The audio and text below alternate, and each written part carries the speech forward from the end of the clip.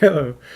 Hey, so I'm back. It's time for some Outpost phase. So the party, which was made up of Tenya, Royce, and Adrian? No, Adrian. Yes. when, when, returning back from the top of the spire after defeating some kind of spirit crazed spark creature. It looked like a dire situation as they entered into that particular location, filled with corridors of sparking electricity and sparking creatures that were chasing them down, and one big evil curse boss, that spark boss, that was determined to fry them. But luckily, with the help of their new partner Tenya, who summoned in a bunch of her bony friends and a spirit, they were able to keep up a wall and keep a little bit of defense between them and the oncoming onslaught of spark creatures.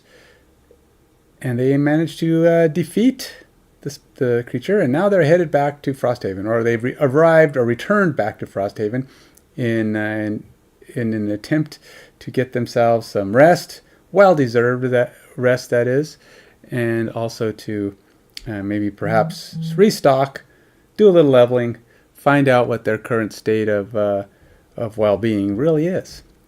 So, and also to check up on the folks at Frosthaven. You know, it's been a while since they've been back. So, anyway, during this particular outing, they earned a coral shard, which is really just a sticker, I believe, that goes on this thing. And we will, I'm not exactly sure. Let's see. I believe it's one of these guys, coral shard. Could be wrong.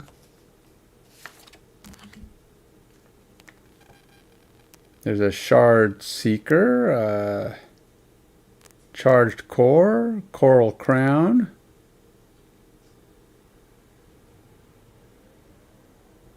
charged core. Well, there's a number of things that are coral. I don't see a coral shard though.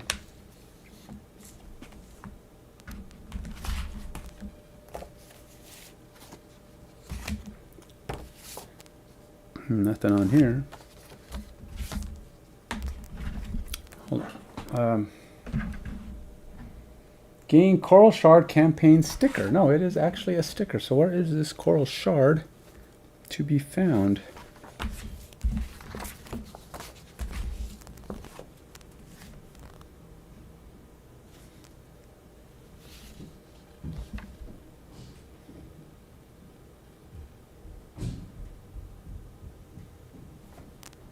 I don't see.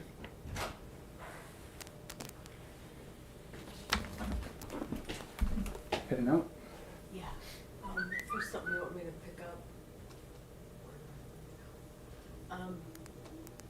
My cross got hooked on my shirt yesterday. Can you, when you have time, I can't see that small. I can't. Oh. I don't know if I can get it off.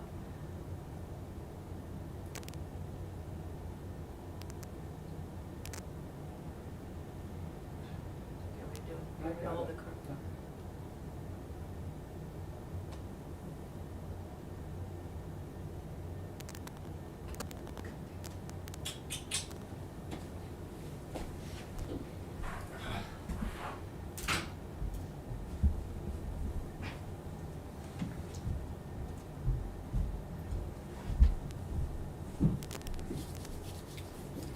All right, let's try this again. Still looking for this coral shard. I don't know.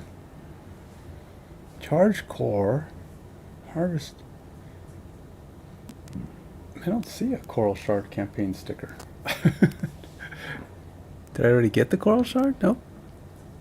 I got the Coral Crown, but it didn't say. Oh, does it, oh, maybe it is one of these Coral Crown. Maybe I have to. Maybe it's a specific number I just ignored. Nope. Just says Coral Shard campaign sticker. So it's not one of the crown parts, because I would think it would say Coral Crown with. I see a Shard Seeker. Charged cores.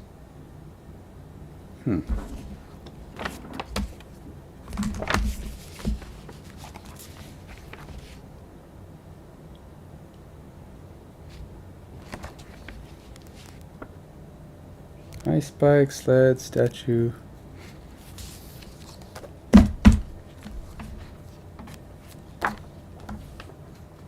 Well, I don't know what this Coral Shard campaign sticker is. It's not on any of these sticker sheets that I've got here in front of me.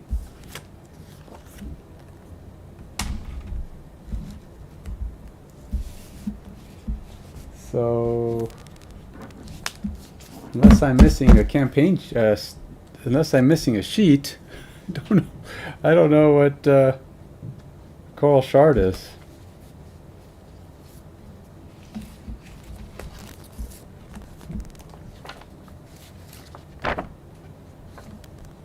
Because there is no Coral Shard on any of these. Outpost stickers, outpost stickers, outpost stickers, scenario lockout stickers, campaign stickers. It's supposed to be right here. It says Coral Shard campaign sticker.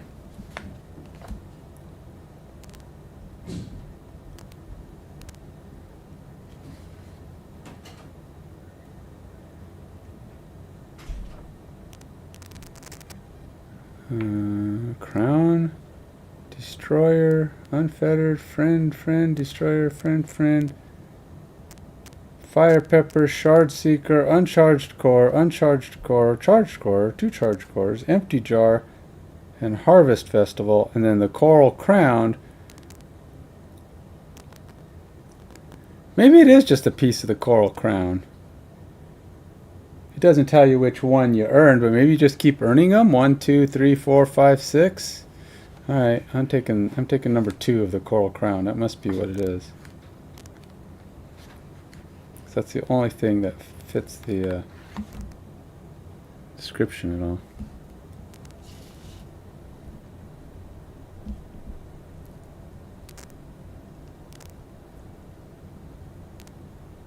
I put my first sticker on kind of crooked. So my crown's going to be crooked on my paper.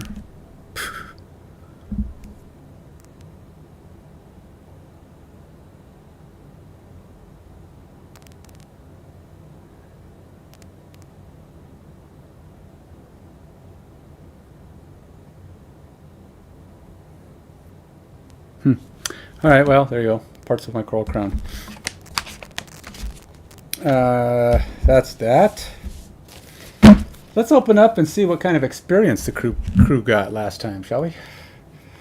I think I was going to... Oops. That's the wrong thing. Let's grab... Oops. Let's grab my...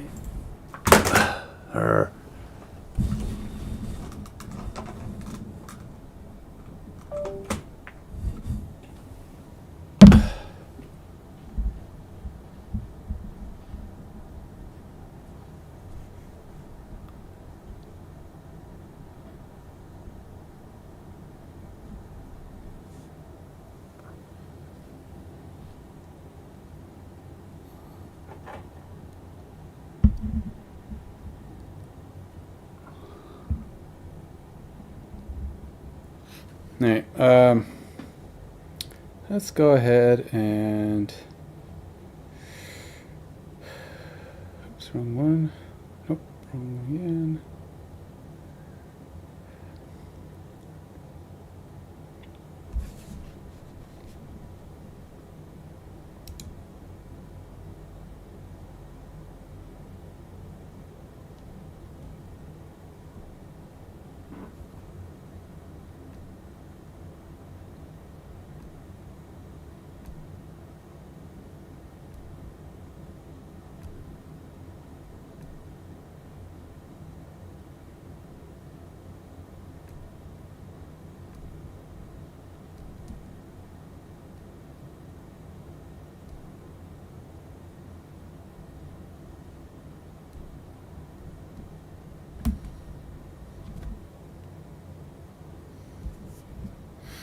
Trying to get my screen up here.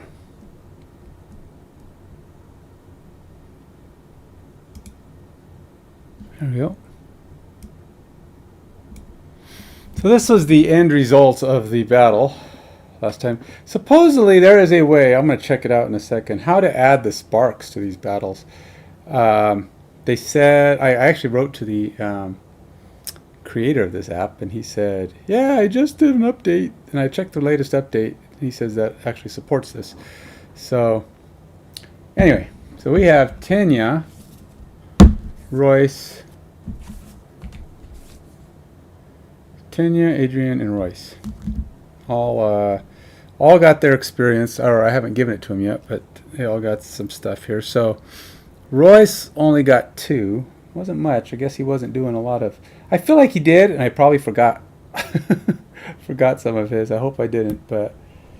So he's currently at 257 only. It was a short battle, though, really. I mean, there wasn't a lot of experience to be gotten. The battle only lasted about 4 rounds, and it had to, because if it had gone much longer than that, maybe 5, I would have died, because they were pretty brutal. The creatures, I had to basically just go all out on the boss, and that really kind of kept me moving, you know. Wasn't a lot of time to do things like worry about. There wasn't there in that battle. There wasn't even any. You couldn't pick up any stuff. There was no picking up. It was kind of an anticlimactic battle, really. All you got is a coral shard. You fight the top of the spire. It's the big boss, right? You're fighting the big dude, and then you get a coral shard. That's it. It's like, okay, I was like, ooh, really? All that for that? I went all the way to the top of the spire to just knock out a... So it's like most of what you're supposed to get, you get earlier. Tanya get 5 more, so she's at 30. Man, it's taken really long for her to level up. Just once. She's only up to 33. Well, actually, this is just their... I forgot, this is not their experience. This is just the... bonus experience. What did they get for actual experience? I think it's 8. I want to say they got 8. Oops.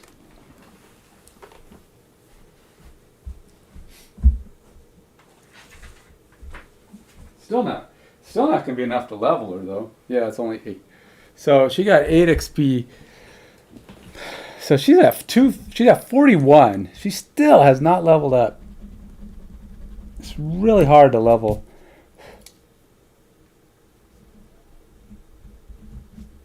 I don't know, it's like she's been in like 4 battles already, and she's gotten all the way to 41. It's slow. I mean, 8 is 74.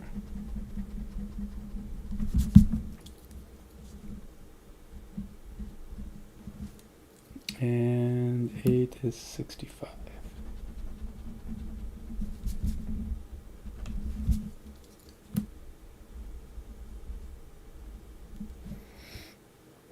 I feel like both Royce and Adrian have leveled faster than her.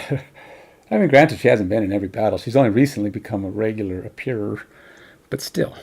Okay, so we didn't get any bonus stuff. So I'm going to go ahead and take a look at this. We didn't get anything else besides that. There was no gold, no goodies, nothing that came from it. It was a very anticlimactic battle. If I had to rate Top of the Spire as the missions we've gone to, it would be one of the lowest ones. It was challenging, and yet not as much as I thought it would be. And also, the reward was about as pathetic as it gets. It's about as meaningless as possible for what should be the big boss. Because, you know, you fought like 3 times working your way through this spire. And you finally get to the top of the spire. You fight the big boss. You kill it. And they get a shard out of it. It's like, what? That's the boss? That's the end of the tower? It's like, that was about as many as bosses as you get. So anyway, I'm going to go into this like I was going to do another round. I want to see how you're supposed to add sparks. So he said that you can do it now.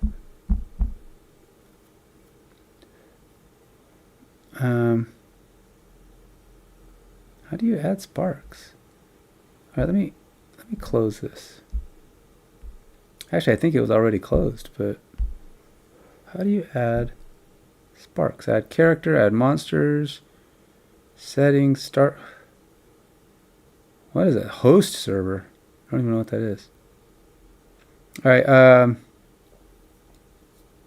add monsters? Show bosses, show scenario special monsters. Close.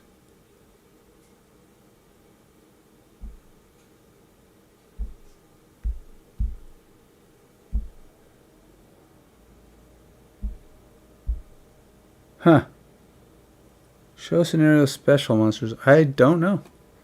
Let's just say 7 and 15. I'm just doing a test here. 16. Okay. How do you add? He said you could do it.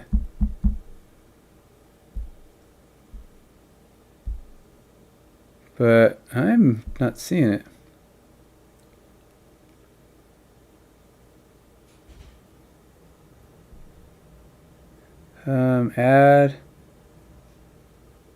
Add monsters. Show scenario specialist. It's like that turns itself off. I don't know why. Is there like a? I can go down here and say spark maybe? Chaos spark? Maybe I say chaos spark.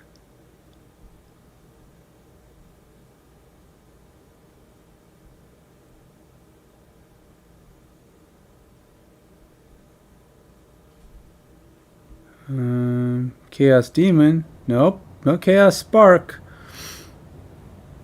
I don't know. There's no chaos spark. No sparks. I'll have to write him and find out what the heck. He said that that's possible, but I'm not seeing it. Very interesting. All right, well, don't need that anymore. We're done with that. Okay, so let's go on to the next thing. Nobody leveled. Bummer. 265. Actually, Adrian and Royce are actually kind of close. Dude, Royce or Adrian's 1 point from leveling again. It's like the first level takes 45. Second level, no, it's like I don't understand why they're leveling so much faster than her. She's like not. I mean, she doesn't. Yeah, I don't know. She'll definitely level the next one she does, but it's really slow going for Tenya. Maybe because we're not doing level solo level leveling, and it feels really slow because of that. But I don't know. So anyway, let's see. Perks. They did. I think I already gave them their completed perks though for this thing. They didn't. Nobody really got to a key element. So really nothing going to happen there, and they didn't get any stuff. So that's it. No stuff and a little bit of XP. That was all that big boss. The big boss was actually a big letdown as far as rewards go. I expected more, to be honest. All right, so let's go to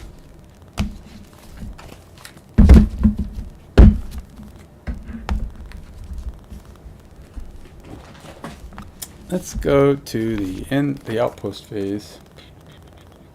Passage of time. All right, let's click a passage.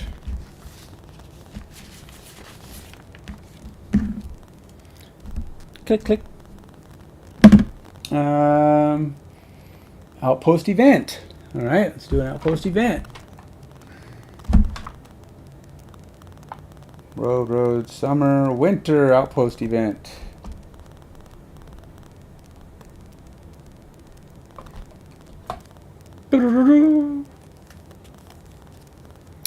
Alright, Frosthaven is no stranger to snow, but as dawn breaks, even the long-time veterans of the north utter cries of surprise. An overnight storm has covered the town in a blanket of snow that rises halfway up most of the doors in town. We grumble at first as we dig to clear the longhouse door and get on with our day, but the snow muffles every sound in a way we find soothing. and it isn't long before we and the other inhabitants are free. We breathe a sigh of relief. And then, the attack bell sound. I don't know, what kind of sounds do they use? Ding, ding, ding, ding, ding, ding, ding, ding. I don't know. What would you use at a fantasy level war alarms? An Algox warband approaches the town at speed, using their natural abilities to bound across the deep snow without slowing. The guards on duty scramble to assume battle positions, but when we glance towards the barracks, our spirits sink. The gates are still half buried. We see the massive doors bulge as the guards within push desperately, trying to swing them open against the piled snow. They're making progress, but we can tell they won't make it to the gate towers in time. Uh-oh. Uh-oh. Doesn't sound good. Alright. Option A. Join the fight at the Outpost main gate. We might be the only reinforcements those defenders get today. Or B. Dig out the barracks gates and get the other guards into the action. Huh. Huh. Huh. What do you think? Should I get the other guards into the action?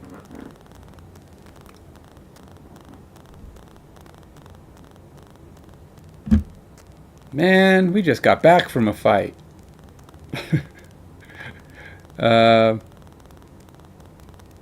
Thing is, these kind of fights don't really go as actual fights, right? So we can get the guards. How many guards do we even have? I think we're a little light on soldiers. All right, let's dig out the barracks gates and get the other guards into the action. B. We make our way to the barracks and dig furiously as we hear the sounds of battle behind us. With one last cry of shove, the guards burst forth and form up.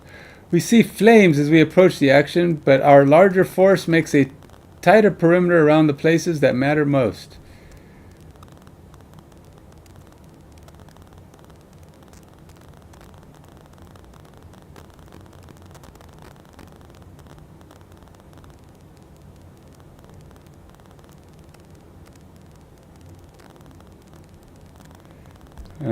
Okay, so wow. Okay, so we got -3 targets. Wreck one odd number building of your choice. Oh, goody! I get to wreck a building. It's my choice, though.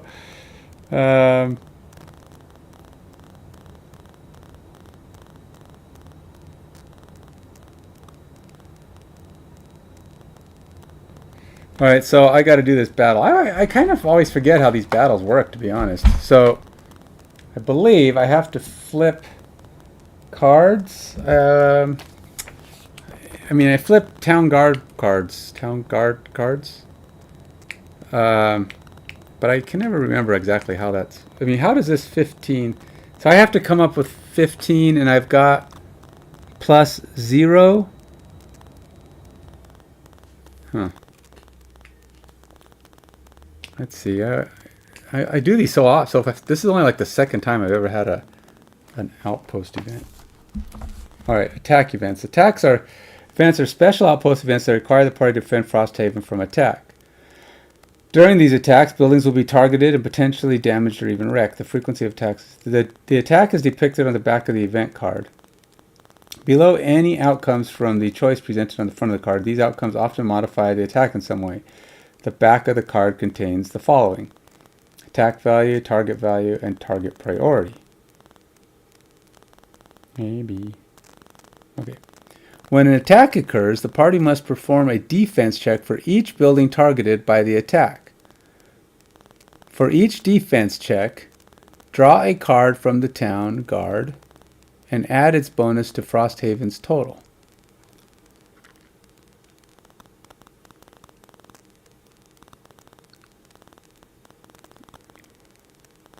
For each defense check, draw a card from the town guard deck and add its bonus to Frosthaven's total defense value, along with the modifiers from the event. For any defense check, as long as the barracks is not wrecked, the party can lose any number of soldiers before drawing to give the check advantage and reduce the attack value. Based on the level of the barracks and the number of soldiers lost, the defense check gains disadvantage if the barracks is wrecked. If the results meets or exceeds the attack value, the defense check succeeds and the building is defended. The defense check automatically succeeds and the success card is drawn and applied. Otherwise, the defense check fails and the building is damaged. For some attack events, the building is wrecked instead. The building is automatically wrecked when the wrecked card is drawn and applied. I don't understand how the targeting works, though. Do not resolve any effects of buildings being damaged or wrecked during the attack until the entire attack event has fully resolved. Reshuffle the town guard deck after the attack and as needed during the attack if the deck is completed. B. This indicates the total number of buildings targeted by the attack. The party must perform a separate defense check for each targeted building. So he's targeting 4, because I got -3 on the target, so he's targeting 4 buildings.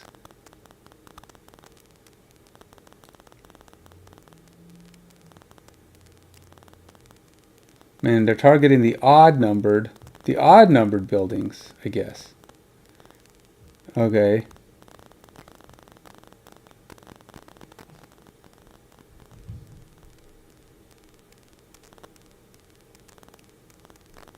Yeah, we just automatically get one building that's wrecked.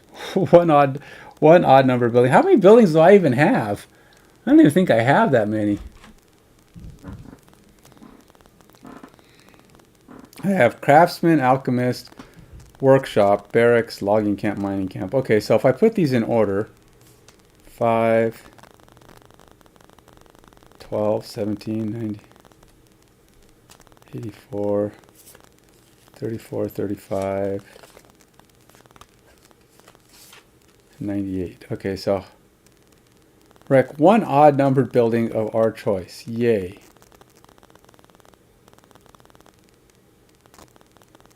So if I let it wreck my logging camp, I would put this on the other side. And then it's targeting odd numbered buildings, 4 of them. So does that mean it gets to target, it gets to possibly destroy the building?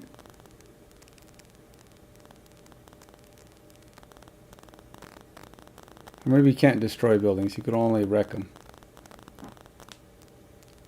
No, there's wrecked buildings. Oh, wait a minute, wreck. Damaged buildings. When a building is wrecked, flip its building card to the wreck side. The wrecked effect of the building will then be resolved during the building's operation.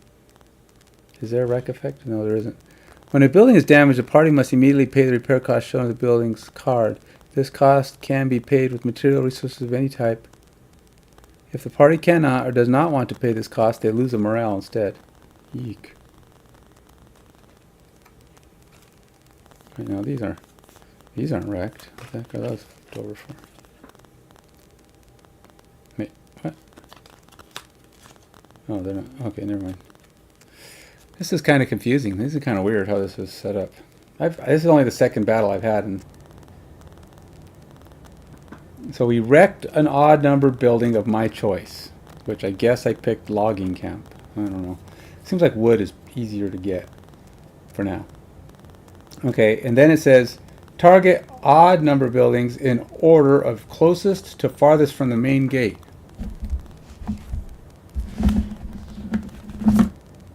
Alright, where's the main gate? Is E the main gate?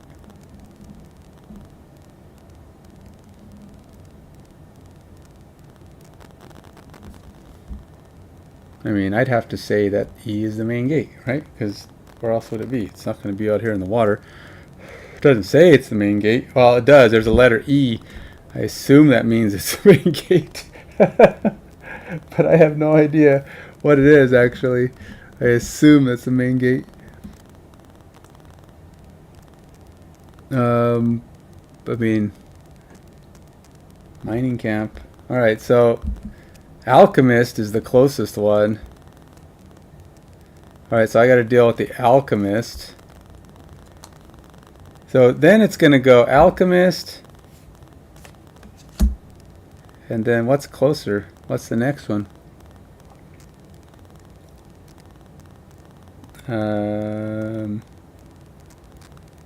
Workshop? No, workshop's not an odd numbered. Craftsman? And mining camp.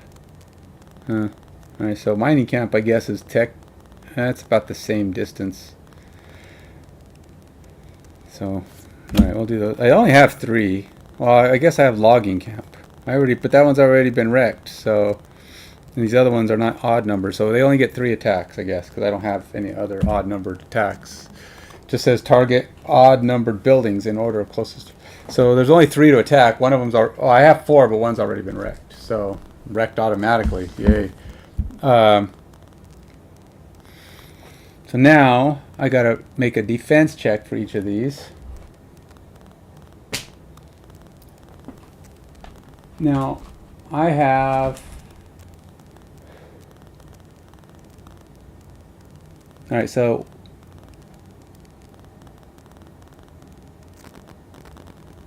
see. This indicates which non-wrecked buildings are targeted by the attack, and in what order, based on their reference numbers. If the attack has no target priority, the party decides. Each building can only be targeted once, even if... Oh, it's in descending order.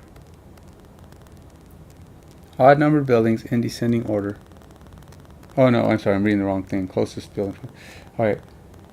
Each building can only be targeted once, even if the number of buildings within the target priority is lower than the target value. Alright. When an attack occurs, the party must perform a defense check for each building targeted by the attack. For each defense check, draw a card from the Town Guard deck. Alright. Town Guard deck, right here.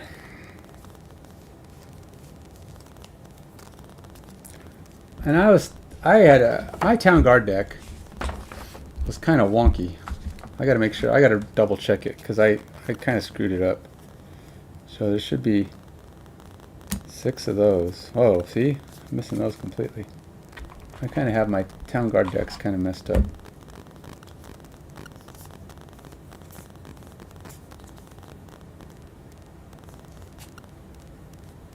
There should be 6 zeros? 5 plus 10s. 2, 3, 4. Well, my deck is all messed up. There should be... There aren't even any negatives. How many 30s? There aren't even any 30s in this.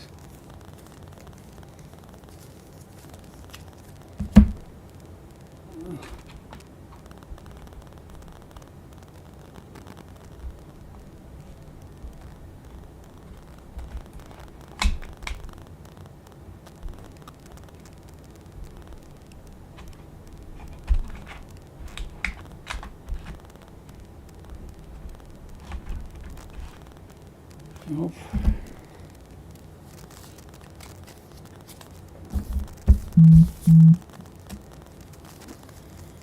Alrighty.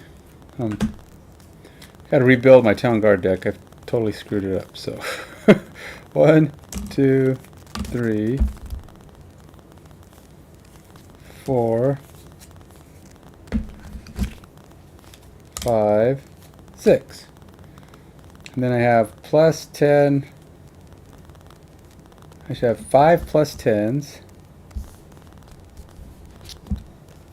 1, 2, 3, 4, 5.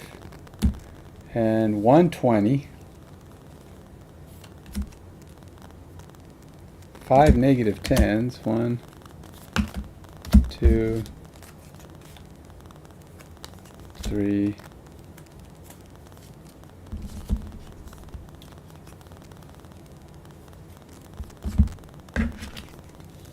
4, 5, 1 negative 20, 1 wreck, and 1 success. Okay.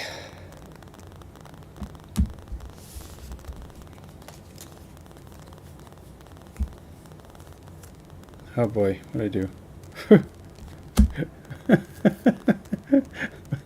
120. 20, 2, 3, 4, 5. What did I do? I think I just merged all the ones I wasn't supposed to back into the deck. 1, 2, 3, 4, 5, and a 20. Okay, I think that's it. And then, oh, I have to put 6 of these back. 1, 2, 3, 4, 5, 6. Okay, I think that's it.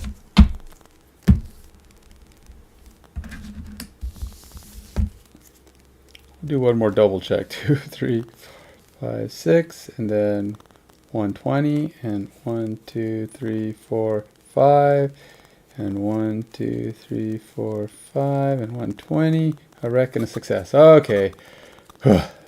Fix the deck. Deck is now, once again, functional. I don't know what I did before. Don't ask. I had cards separated, and it was all weird. Just pretend like that never happened.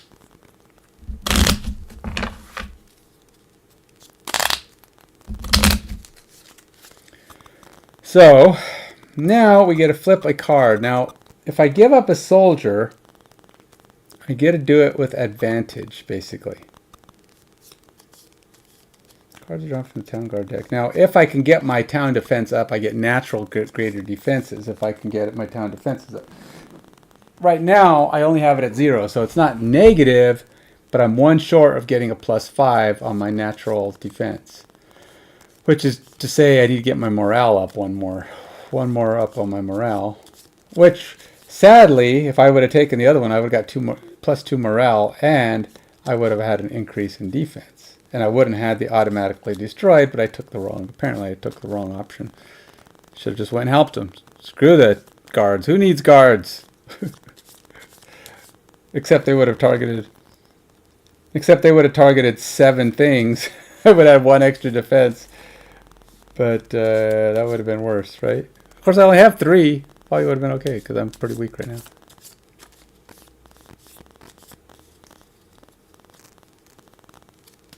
Alright, I spent enough time shuffling, I think. I'm just trying to get this deck back to its state of being.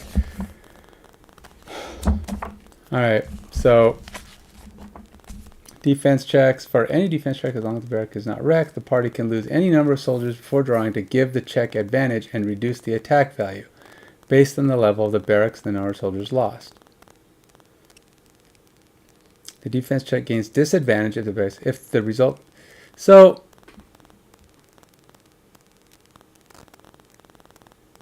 but how does that work? Because it says you can give up more than 1 soldier, but advantage is advantage, right? There's not a multiplier for that.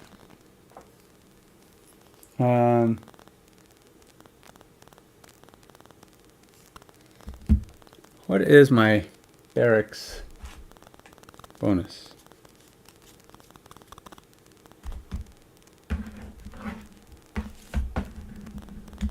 Oh, it says on the card. Let's see, 6. Effect. Advantage. If you use one, you have advantage.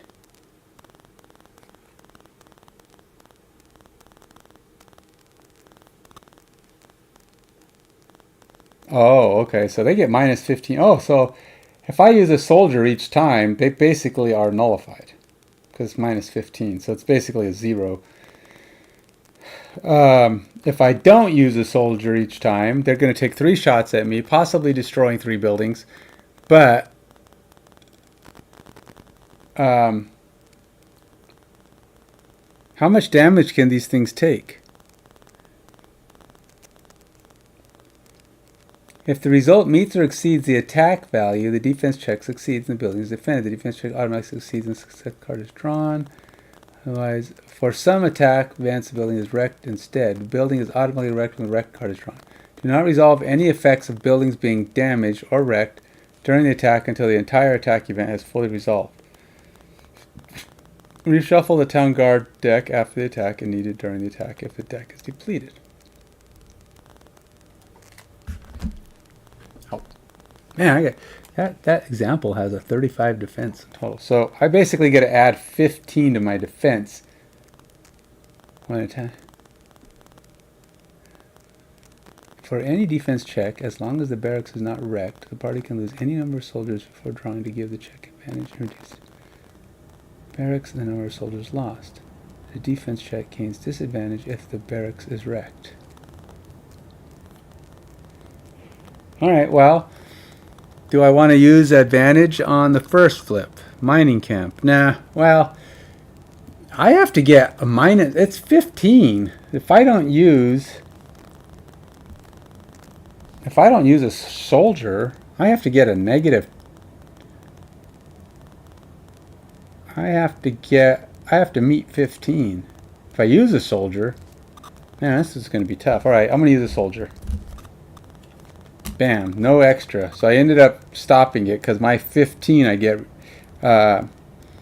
basically gives me a 15 to 15. So it's a match.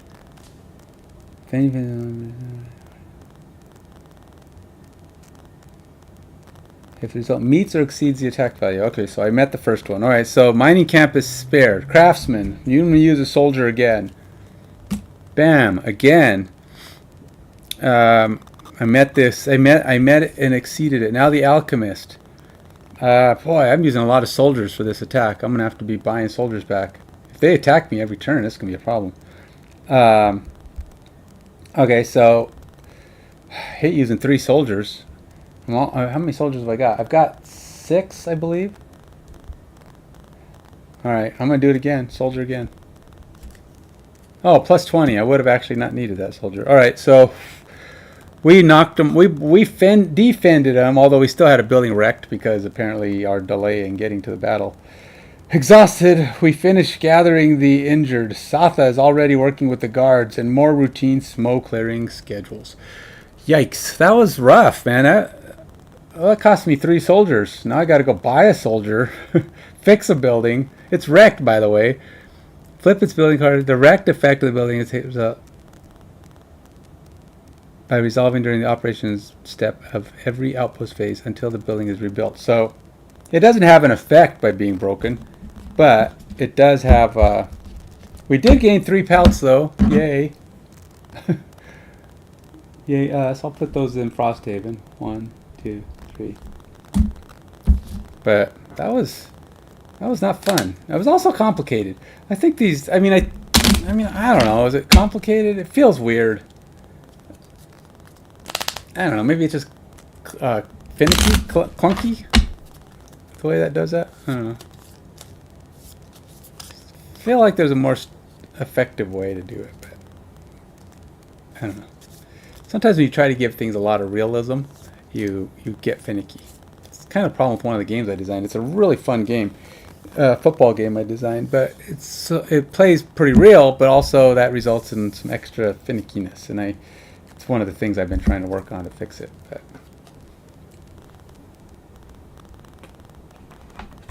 okay. Alright, so we've done all that. Let's go deal with the next step. Next phase of the outpost phase. After getting my butt kicked by a bunch of Algoth, who I thought were our friends, but apparently not all of them. We have building operations. This is where we can fix our buildings. After the outpost event resolves, the effect of all buildings goes through building deck in sequential order, one at a time. For each building, resolve any normal or wrecked effect which appears at the top. Alright. So collectively gain up to 1 soldier for 3 gold and 1 material resource. We can only do 1 soldier right now, and we're going to do it because we have to. We do have enough gold between us, I'm sure. Have I given them any gold? Man, I haven't even given Frosthaven any gold. I think gold is one thing that's actually shareable through everybody, though. Alright. And 1 resource. Well, we'll let one of the pelts go that Frosthaven has. Cresseth doesn't have any gold to give. Adrian has 16. It's only 3. Adrian's a more generous person. She'll pay for it. Royce is a little gold hungry. He's hesitant to give up his gold if he doesn't have to. He'll do it. He's not a bad guy. It's kind of like, you know, a little wrestling it from squeezing blood from the stingy turnip. Okay, so I got to go. So basically, I used 3 soldiers. I built 1 back up. So I basically lose 2 soldiers. Sheesh. Wait.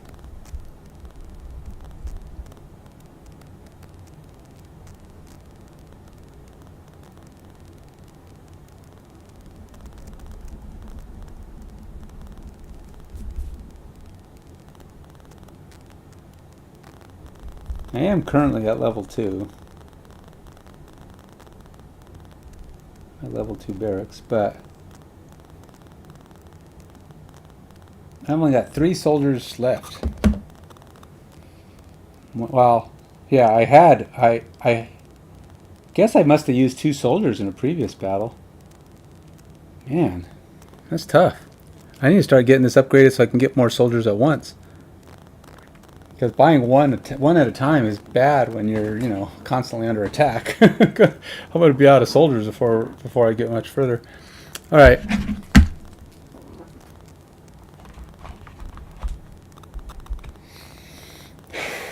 All right, so we've done the building operations. Oh, no, we didn't. There is one more thing we got to do. Oh, these are the operations of the building. Okay, so I can still do another pelt for gold. Who needs gold? Who needs pelts? How are we doing with pelts? Royce is going to go ahead and collectively buy up to 1 pelt for 1 gold, for 2 gold. 16. We'll get our pelt on the Royce there, so that's the only one we can buy for him. Collectively buy up to 1 iron for 2 gold. All right, who needs some iron? Let's buy 1 for the city.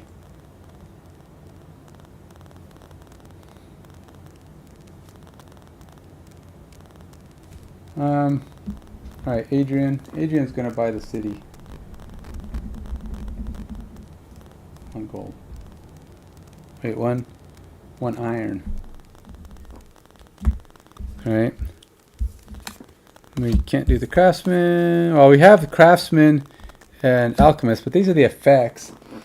So that's shopping. So go through the building deck, resolve any normal or wrecked effect.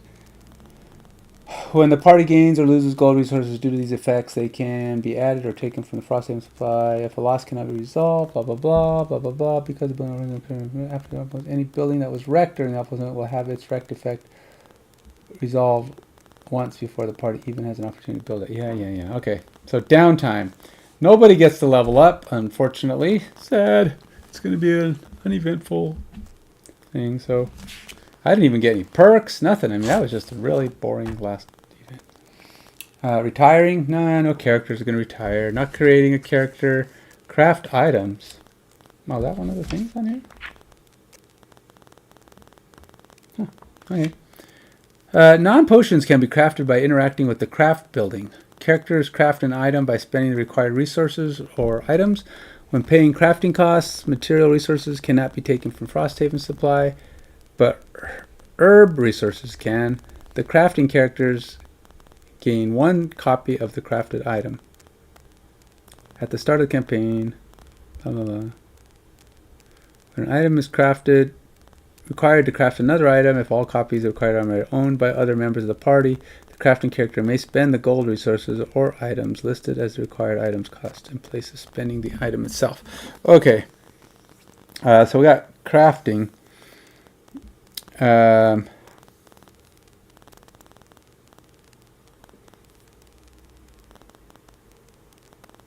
Crafted. I guess there's not really a limit on how many things you can craft, but I don't know if I have anything. The only one who needs stuff is Tanya.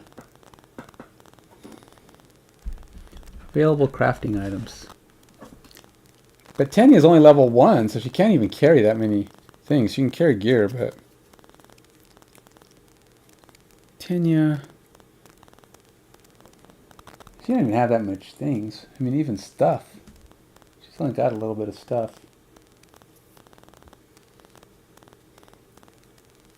I think she should probably buy something, huh? During your end of turn, loot an adjacent hex instead of the hex you occupy. Ooh, flexible slippers are actually kind of nice for looting. It's way easier to loot with flexible slippers.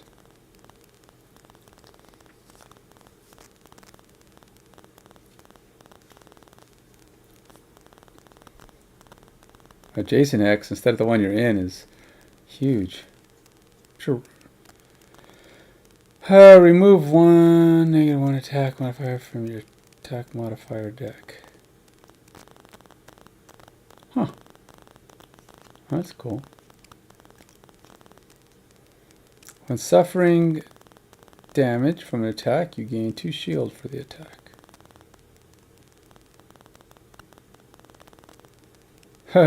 You could buy a simple charm and crew chain armor and you get better shield and it cancels out your -1.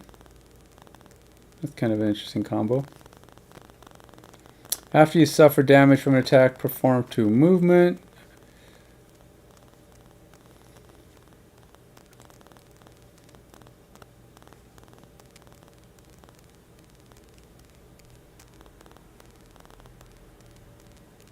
During your turn, perform. I'm just looking at the different things. Cure, potions. Things that could help Tenya a little bit.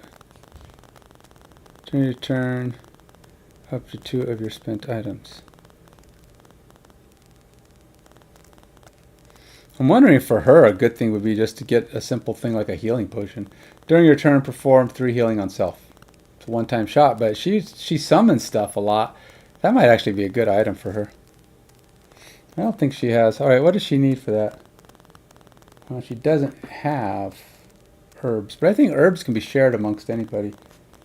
Do I have any? Looks like Adrian has. What else does she need? Her and the fishy thing. Alright. What does Royce have? Where's Royce?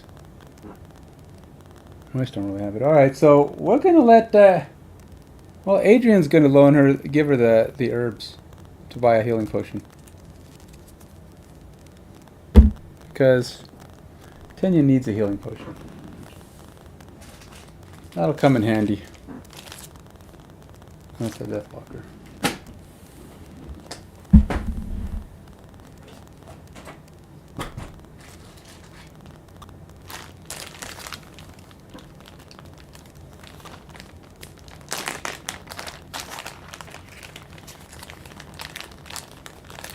Alright, so I picked out this guy.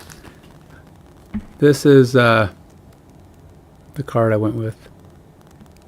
It's just a potion, gives you heal. It's one-time use, but for somebody who summons, and she doesn't constantly summon, I mean she can, but a quick heal can come in very handy. Now she's only got her weapon.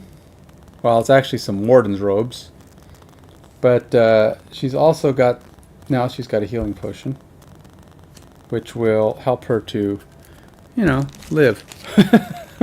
So that'll come in handy.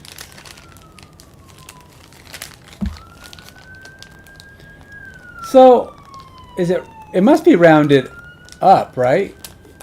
You can have as many items, because if it was rounded down, 1 divided by 2 is a half. That means like you can't have an item at level 1. I don't know. I better check on the item limits.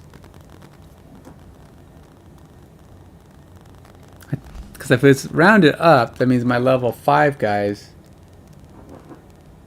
should be able to have 3 items, right?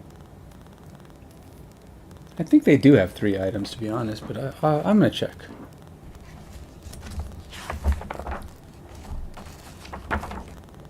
Item.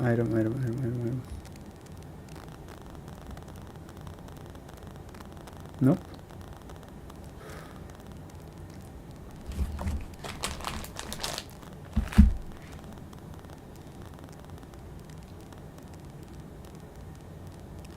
When I'm, if all coffee.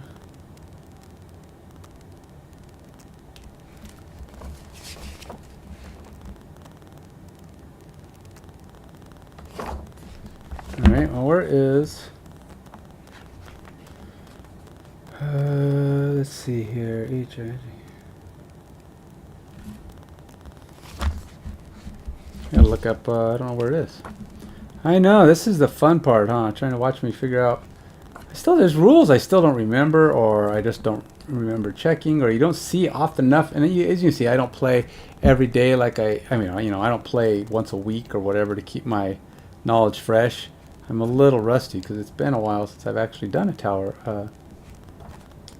Let's see, character sheets, since I've done a outpost phase.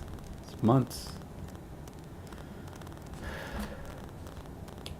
Around, common scenario, bosses, name monsters, focus, ability, monsters, lost action, setting mandatory triggers. Item limits. Okay, all items a character brings to scenario placement. A character can use any item as long as it is in their possession. However, characters can only bring a limited number of items into a scenario. Each character can bring one of everything, or one, two, and a number of items, half their level rounded up. So, right. Okay, so Royce and Adrian get 3 items. She gets, well, 1. So, okay, so she's good. I think I've been only taking 2 with Royce and Adrian. They can take 3 now. I should probably get that fixed. Alright. So 10, you got a minor upgrade. She got herself a healing potion, which those things come in handy, especially with her, because she's constantly injuring herself. That's her whole MO, is to injure herself. Alright, so with that said, we are done. Well, I'm not going to make anything. She just crafted a healing potion. Oh. I think that is it. Yeah, I can do a brew stuff, but I don't really have that much things. I didn't get very many goodies. So that's construction, rebuild. Well, we know what that is. Or I can build. After the downtime step, the party may build, upgrade, and rebuild buildings. They may build or upgrade 1 building by default, and they may lose 2 morale to build or upgrade a second building. Oh, I didn't even know you could do that. Buildings cannot be upgraded while wrecked. The party may also rebuild any number of wrecked buildings, but not until after any builds and upgrades. So, alright, so you can't upgrade a building after it's been wrecked. You can only fix it. So, if I want to build or upgrade, what are my options of things to build? I may not even have... I don't even think I've done much. Let's see. I don't even have a level 3 prosperity.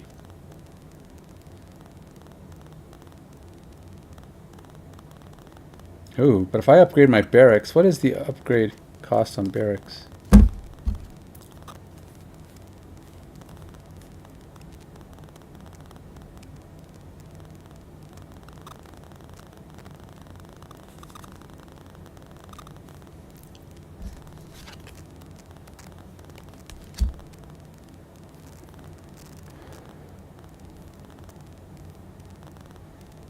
Wait. How do I upgrade the barracks?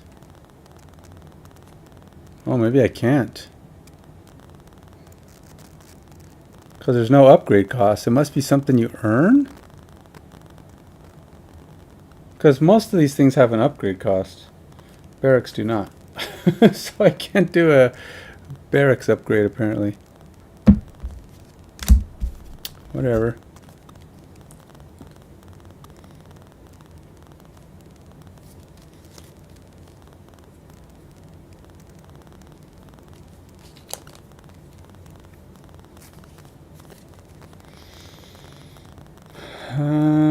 Let's see.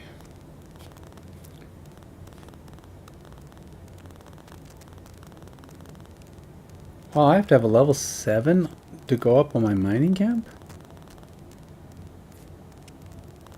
Just to get to level 3? Wait a minute, am I reading that right?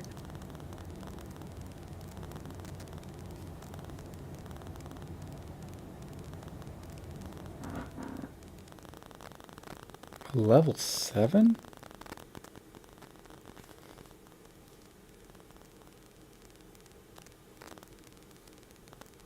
Man, I can't upgrade much. Because just to go to level 3 of anything, I need to be level 7. I'm only like level 3 right now. In fact, I may be doing this totally wrong. I have to read how these... Okay, so you're level 1 to start, and then you hit level 2, and I'm halfway to level 3, so I haven't even hit level 3, which means...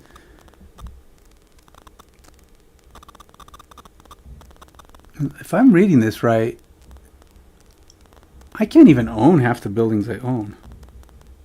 I can't have a level 3 craftsman. Oh, wow.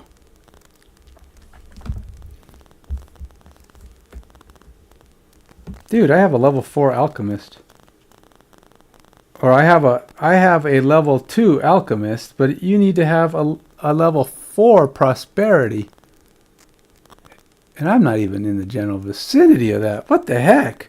Oh, I think I've been totally playing this game wrong. I'm not allowed to have any of these things. In fact...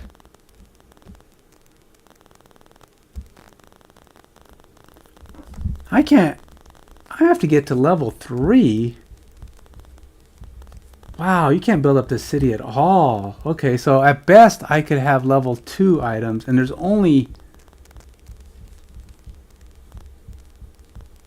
I could have one little rinky-dink level 1 craftsman is all I'm allowed. Because there's nothing here that you can build at level 2. Yeah, you can't build anything at level 2.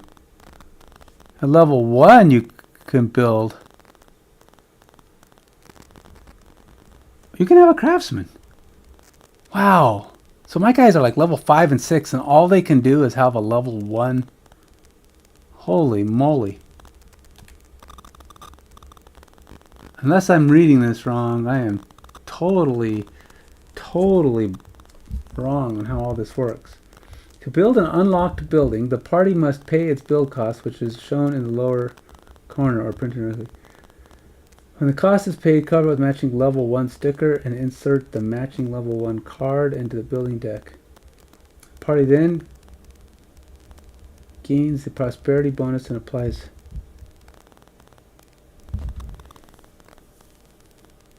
Wow, I may be just totally broken.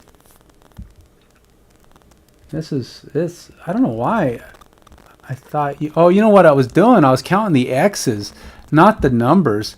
So I have 1, 2, 3, 4, 5, 6, 7, 8, 9, 10 X's, which is what I thought I was able to build any 1s, 2s, 3s that are based on that. But the numbers, there's little numbers in each section. So you're not even supposed to be able to build a... Your first building can't even be built until you're at level 2. And you're only allowed 1. All these buildings are not even supposed to be built right now. The only building I'm allowed to build is a craftsman. Because there are no other level 1s or 2s. And I haven't hit level 3 yet. So what is the point of an outpost phase? Okay, that's not true. I could have alchemist. The level 1 alchemist is available to you, and level 1 barracks. So I could have a level 1 barracks, a level 1 craftsman, a level 1 alchemist, and I can't have another building until I break 3. Wow. Wow, I don't even know how to... I gotta throw all my stuff back. I'm gonna give myself the resources back, but the thing is, what is the point of an outpost phase? It's like you don't do anything. The only reason you go back there is to get attacked, and you can you build your barracks up a little bit, and then what do you do then? I mean, you build up your you go to outpost phase, build your barracks, maybe you level. If you don't, you move on, because you can only do level 1 crap. I was totally reading this wrong. Okay, so I am allowed to build the workshop stuff I've built, because they all have... See, this is the deal. Look, I'm looking at this. See, on here, you've got No, you can't see that. I thought that was more readable than that. Even though I have it on fixed focus, it's not really all that great.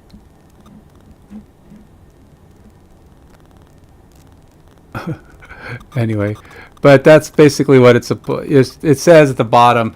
That little yellow thing on the left is what level your prosperity has to be at.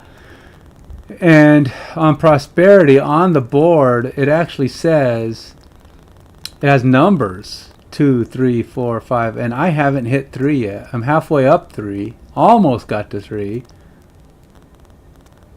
I mean, I would imagine you start at 1 with 1 complete, and then you have to complete all that up to get to 2, and I'm halfway up 3, and that's it. So I basically got to break this down, take all my resources back. I lose all my buildings, and I've probably built stuff I shouldn't have built, and I shouldn't even have things I do, even though, I don't know, it sped it up. I mean, I thought, geez, maybe I thought my guys were leveling a little fast. Possibly. I don't know. But I didn't think it was, like, unusual. I mean, I thought, well, shoot, you're supposed to go through multiple characters in this game. So, yeah, I'm gonna have to do some fixing. So I'm gonna put my characters down on this thing here. I haven't actually put them on here. Tenya is I'm not gonna. The player is just me, but I'm just gonna write down Tenya here, and she is a bone shaper.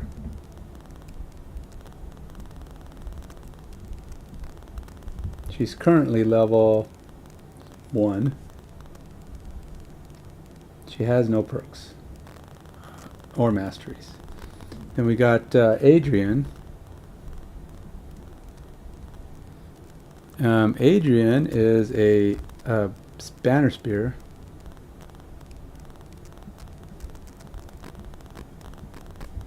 She is currently level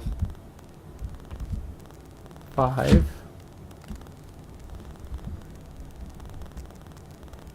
And she's earned 2 perks and 2 masteries.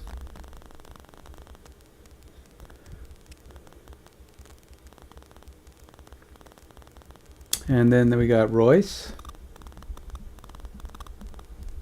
who is a blink blade.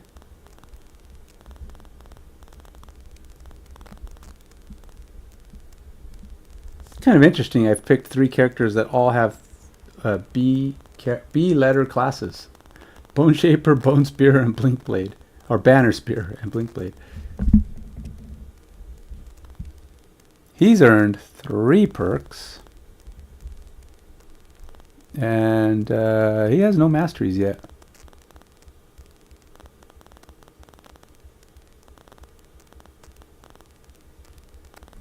Yeah.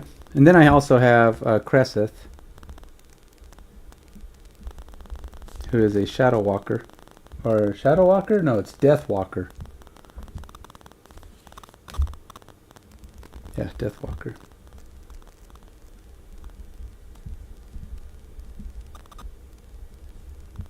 And she is level... She's actually got to level 2?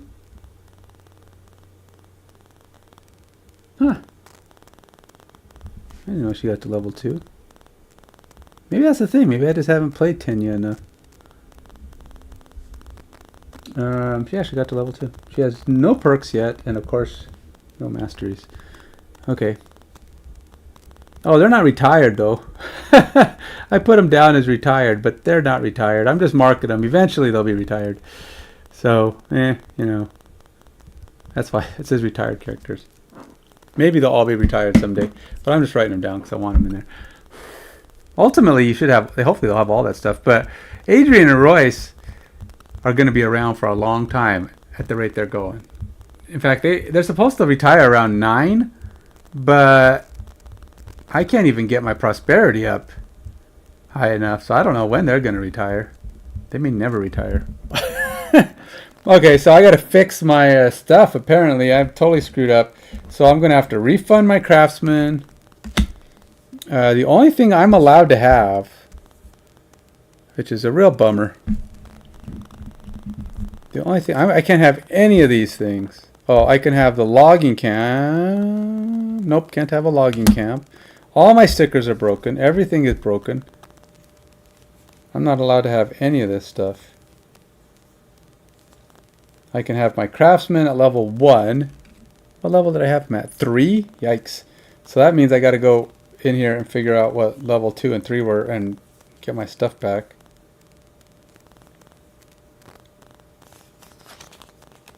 So these, basically I got to refund that crap. Got to refund that one.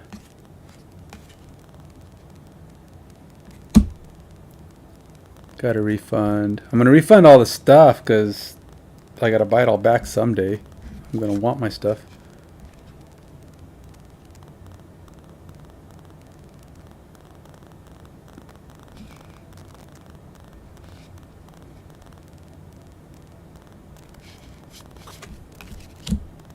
Those are 1s and 2s. So alchemist, wherever it's at, I can have.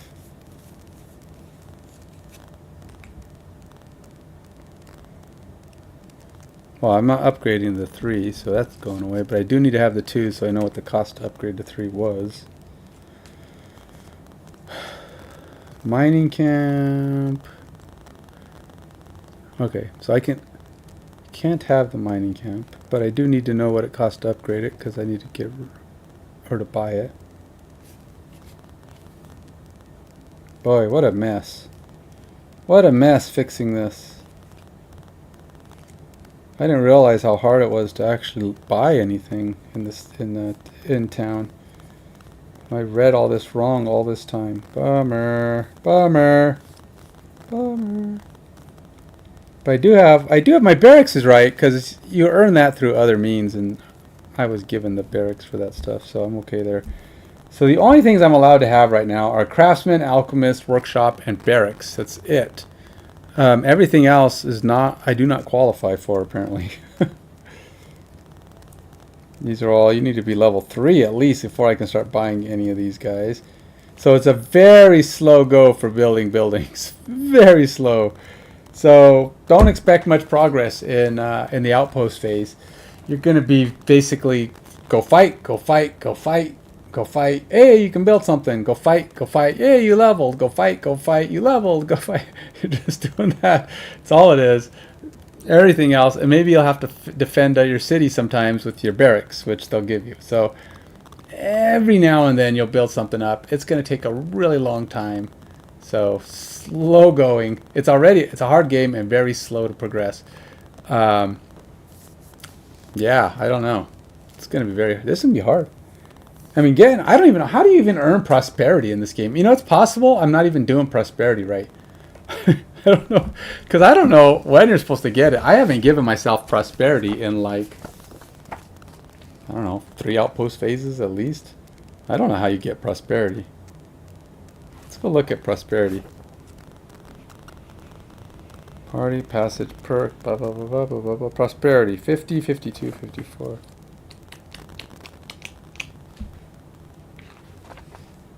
$50.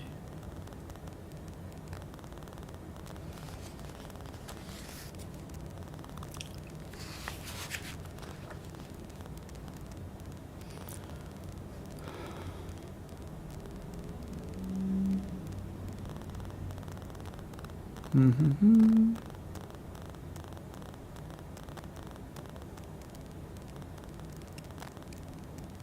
Nope, that's...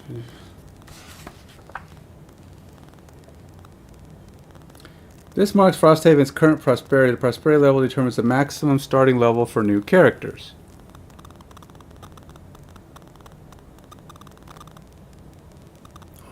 Oh, so the maximum character level is 2 as well.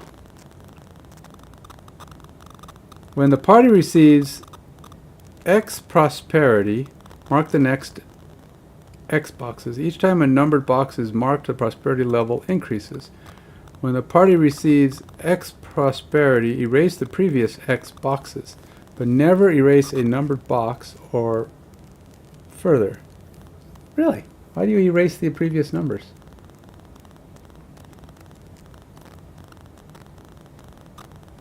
Doesn't say earning prosperity though.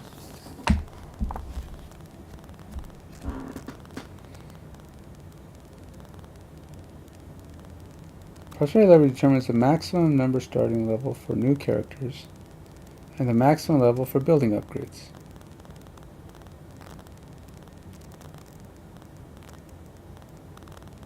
Oh, maybe I'm not doing it wrong. I'm so confused. I don't understand this prosperity. It's a pain in the rear. So is it the prosperity level where the X is? Or is prosperity level...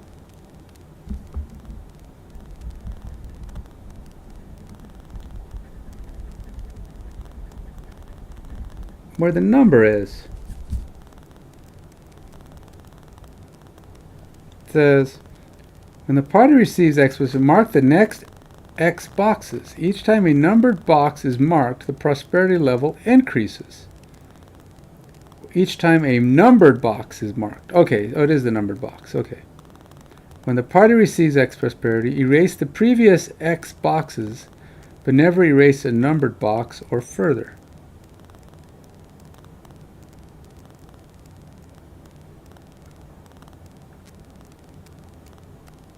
Oh, I see. Never mind. No, these stay marked. That's if you lose prosperity. Negative. Erase the X boxes, but never erase a numbered box or further. So you're locked in at that increase, but prosperity is like you're charging it up. Okay, so I am right. I am right. But I still don't know if I'm upgrading right as far as when I'm supposed to get prosperity, because I feel like there's some mandatory or some automatic prosperity bits, and I'm not doing that.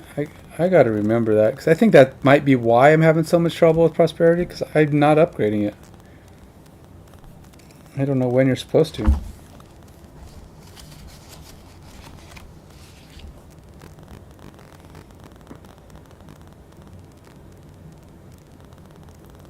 It says, well, it mentions it there.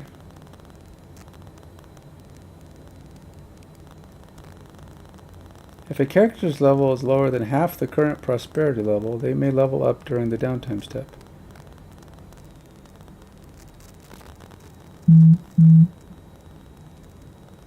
Oh, so I am level 2, and all of my characters should be allowed to be level 2 right now. So if they're not level 2, less than half, I'm at level 2. They are less than half rounded, yeah. So cut it in half, I'm at level, it would be level 1. If they're less than half rounded up, oh no, I guess not. When they hit 3, they're guaranteed a 2. They're not guaranteed 2 yet. So complicated. I don't know when you earn prosperity. Maybe that's it. I thought there was some fixed prosperity earns, but I'm not seeing it anywhere.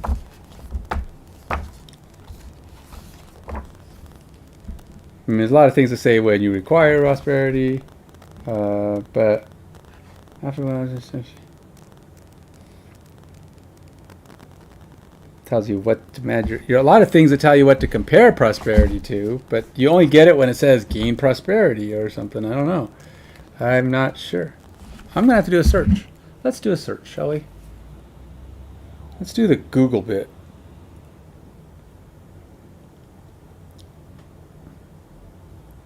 How to level prosperity in Frosthaven.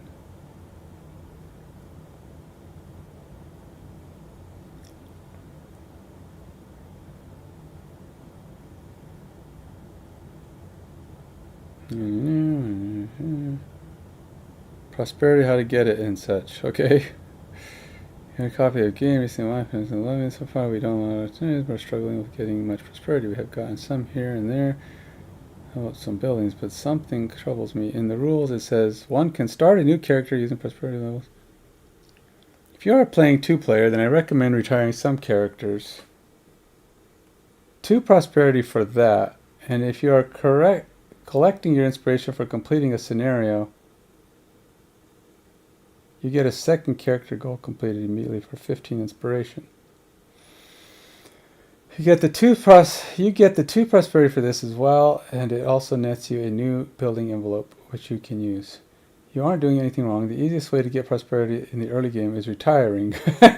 You get 2 prosperity for every retirement. Our second and third retirements, which happened the same scenario, were able to start level 2 characters because we were at prosperity 3. Geez, they retired 3 guys before they were able to get prosperity at level 3. For reference, we have played 17 scenarios are just above prosperity 3. So yeah, that's pretty standard. I'm moving slowly and that's how it goes.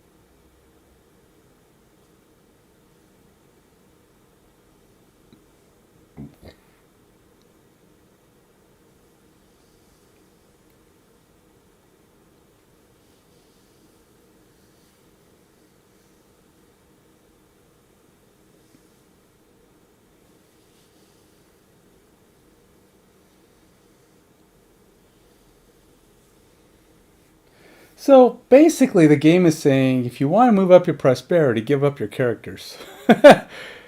That's because you get 2 whenever somebody retires. It's like, I don't want to retire them, I want to build them up. I mean, so basically play them. If you want to go faster, retire your guys. So there you go. It is a slow go. It is a slag. It's slow going.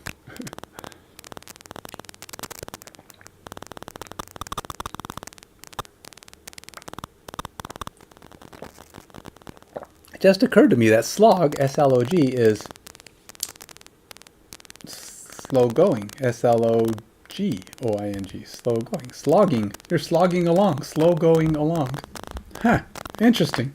That just hit me. I don't know if that's any connection there, but it feels like it. All right. So with my prosperity not quite at 3, and the fact that all these buildings are broken, I'm going to have to subtract some prosperity. You gain prosperity for building buildings. So I was getting prosperity when I built my buildings, but they were illegally built buildings. So I can't do it. Since none of these things are 2s, they all have 3s. Only my craftsman could have been built at level 2. So I'm actually okay with the craftsman. So I can have the craftsman. He's level 2. I don't have to mess with that because I am allowed that one. So this can go away. All right, so I don't have to do anything weird with 2. But I think I actually took it to 3. So now I got to upgrade. I got to take that stuff back because I can't have that. Which means to upgrade it, I got 3 wood. I'm just going to put it all back in the Frosthaven supply. 1, 2, 3. 2 iron. 1, 2. 2 pelts. 1, 2. And that's it. Okay, so craftsman undone. Oh yeah, and minus 1 prosperity.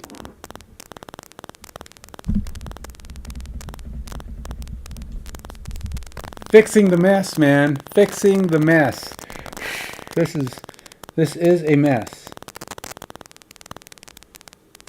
Oddly enough, I also have to take a couple items out of my craftsman supply. Ugh. Ugh. Undoing stuff. Not fun. Alright, so craftsman. I don't know. I probably even bought these items, which means I'll have to take them out of my guy's supply, which means I got to get the stuff back to that and lose that. Alright, so 01 to 10.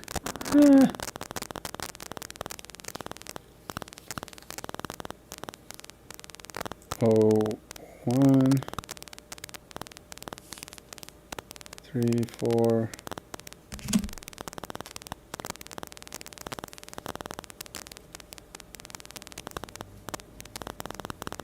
Thing is, What's really funny about this is I saw these items and I thought most of these are kind of crap. So it's like they're not even good.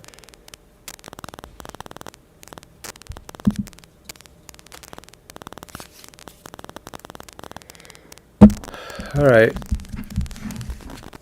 01 to 10 is out of the picture.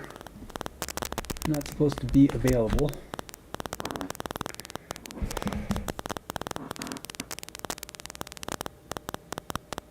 Oh, there's a 6. Good to go.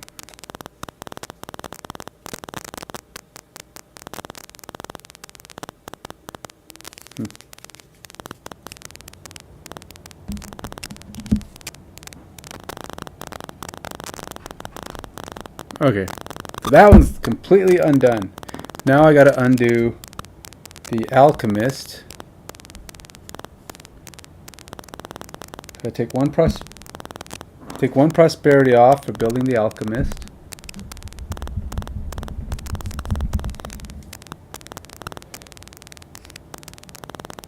And I may not even be level 3 when this is all done.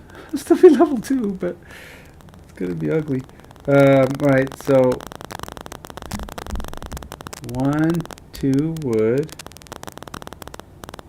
Oh, no, iron. It's 1, 2 wood. 1, 2 wood. 1, 2 wood. 1, 2 iron.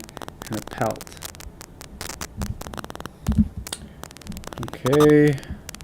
Took the prosperity off.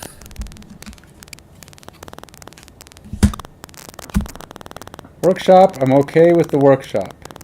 That I'm allowed. I might just buy all these things, because I can buy all of them, and I probably will. What don't I have? I'll do that in a minute, after I undo all this mess. My barracks are okay, because I got those through rewards and whatever it gives you that stuff for.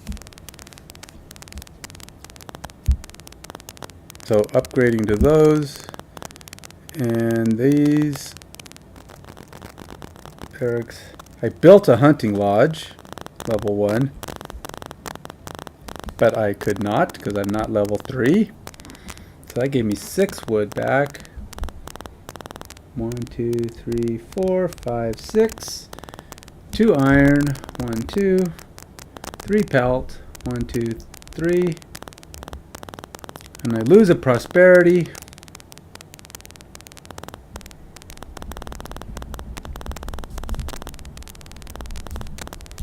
And 172.3. Have I done 172.3? Oh, I read 172.3. I don't know what that did. Let's go read 172.3 again, because I got to know what it did and see if it needs to be undone.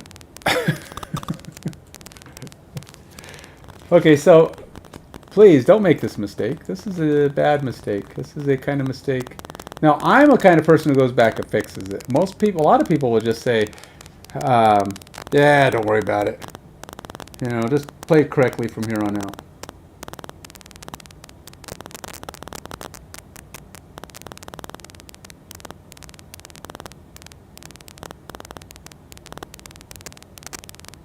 Oh. Unlock class box. Did I even do that? I don't remember unlocking a class box.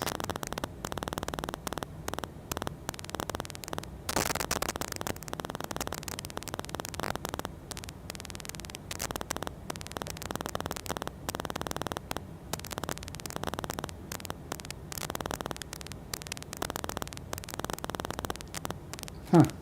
Did I actually unlock that class box? I don't think I did. I mean, it said do it, but I'm pretty sure I didn't.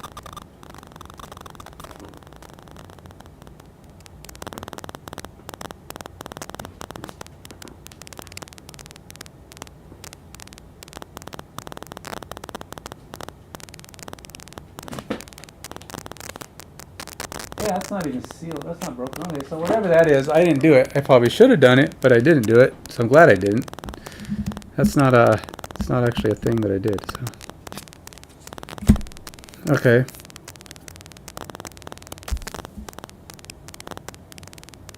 Alchemist. Alchemist, gotta take a prosperity off of that. That one goes away. And for the logging camp, which was level 1, which means I get 4 back. 1, 2, 3, 4. 5 iron. 1, 2, 3, 4, 5. 2 pelts. 1, 2. And I lose another prosperity. Woohoo! I'm officially back down to just the top of 2. There's barely 2. But it's fixed. I've undone all my damage. Most of it. Yikes. In fact, the only thing I haven't undone is to go to see if my guys have stuff they're not supposed to have.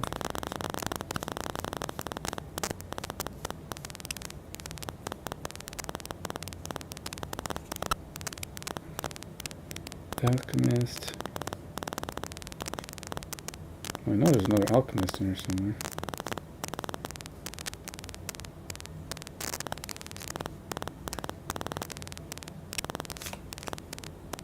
Logging camp. I'm just resorting these here quickly so that I could cry in my soup later.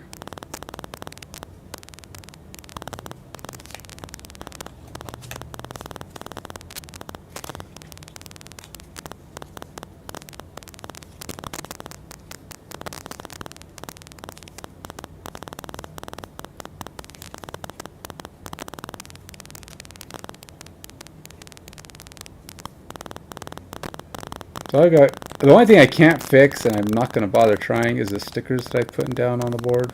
Just ignore them. Pretend like you don't, pretend like they're not there if you see them.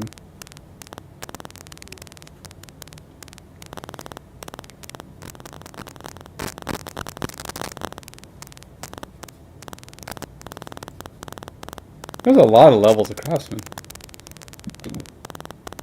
You can update the Craftsman forever. You can actually update the Craftsman at every level.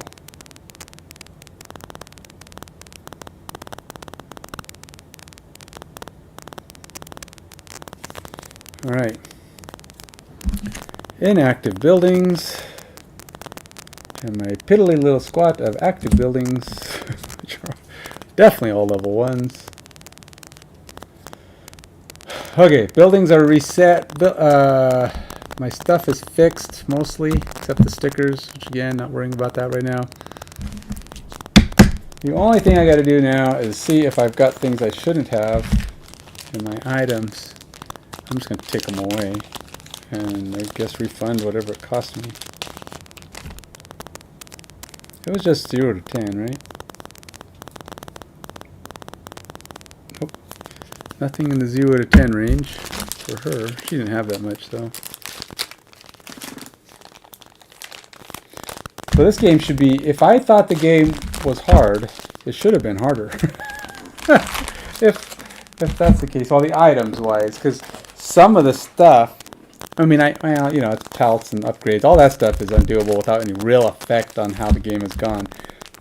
But if I've been using items that I shouldn't have had, then that's a little bit of it. If I used them even, there are things I've gotten that I haven't even used.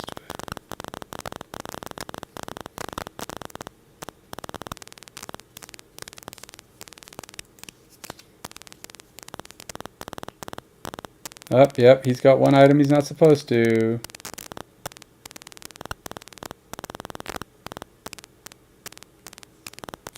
He's got 2 items he's not supposed to. I'm gonna have to go see. Alright, so I believe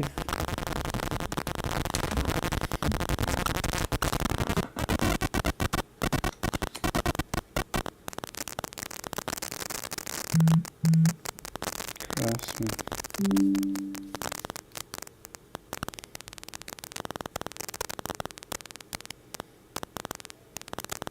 Oh, he's allowed. Oh, Craftsman level 2 is allowed. 11 to 15. 11 to 15. And level 1 was okay. Oh, did I? Oh, but I probably built level 3 is probably what it was. Yeah, craftsman 1 to 10. Yeah, 1 to 10 is level 1. 1 to 10, 11 to 15 are okay. 1 to 15 are okay. 16 to 20 should not exist. Did I have 16 to 20? These are okay, because I was allowed craftsman level 2. But if I have any 16 to 20s, I should not be using those.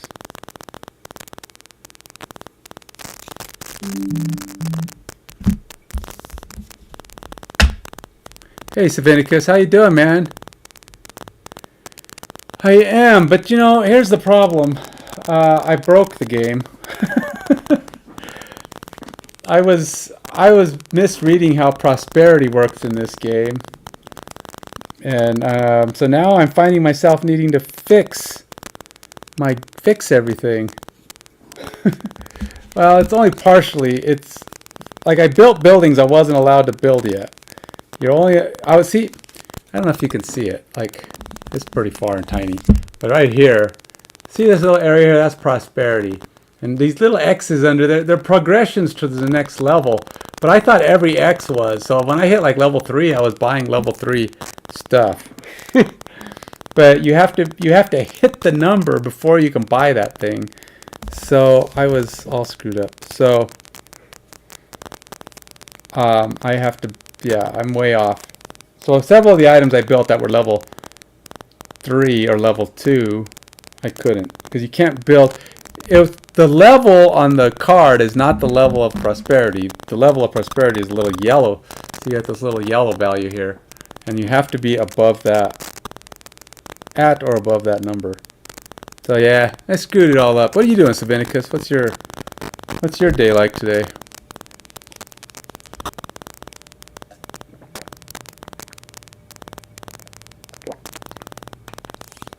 So this week should have been gaming this week, right? But I don't know that I heard.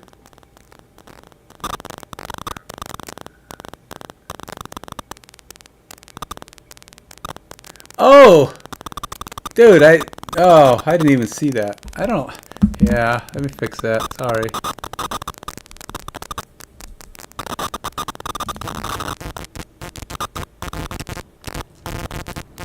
This camera is not great, to be honest.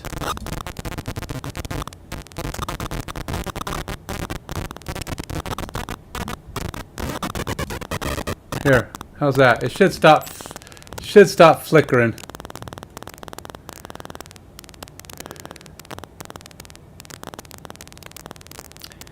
Yeah, like I said, isn't this normally gaming week? Because we didn't game last week, and we're not gaming this week. What do you mean the static? You mean that it's not clear? It's blurry? Is that what you're saying? Because I don't see.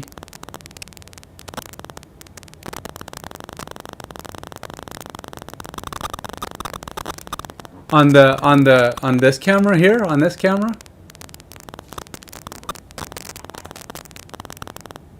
Oh, you know what? I wonder if it's this. If you're talking about.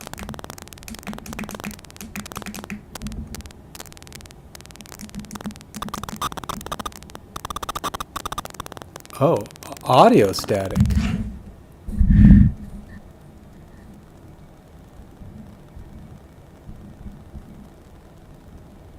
Huh.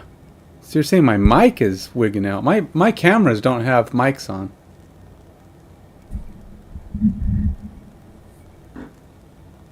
Huh. I haven't. Maybe my mic's going out. I didn't know it did that. I mean, there is fans going behind me, but it's fixed. Really? Didn't do anything. All I did is move the mic an inch. That's only because I picked it up. I do have a fan going on back here. I don't know. That's weird. Maybe I don't know. Yeah, so I'm trying to fix this.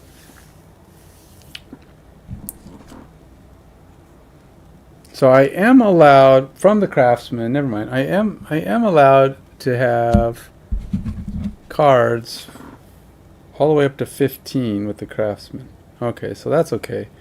What I can't have is 16 to 20. And I don't think I have any 16 to 20s. Oh wait, here's a 20s.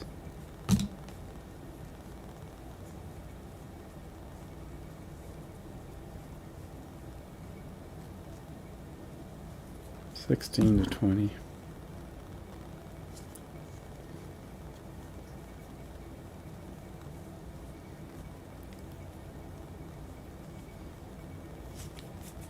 All right, so I had this kind of backwards here. I am allowed all these all the way up to those. Those are okay. But what I'm not allowed to have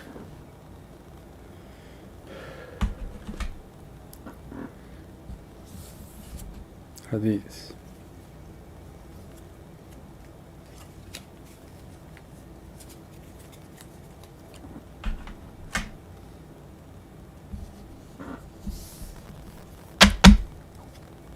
I mean, I mentioned gaming, but it's not like I could actually go tonight. I have to work tonight, unfortunately. I'm doing my I get to be build manager again this week. Yay, me. So much excitement involved in that.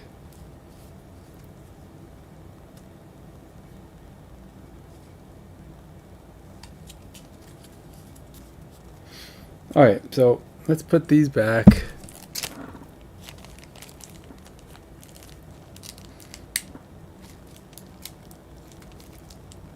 I would imagine if we didn't play last week and we didn't play this week, maybe they didn't play last week because New Year's was the week before, so they decided not to because they didn't want to play 2 weeks in a row.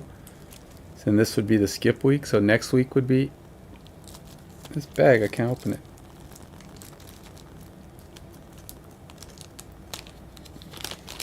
So probably back on next week.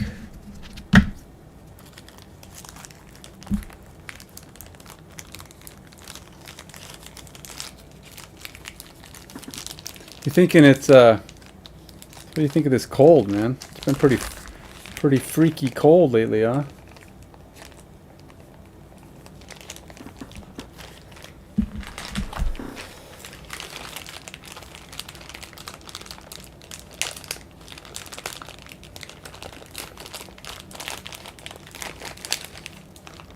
Nope, wrong one.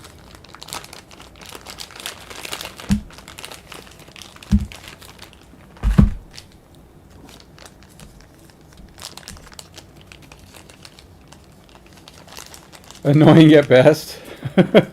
What's that? You're saying it's troublesome? The only item she's got are like 100 and something.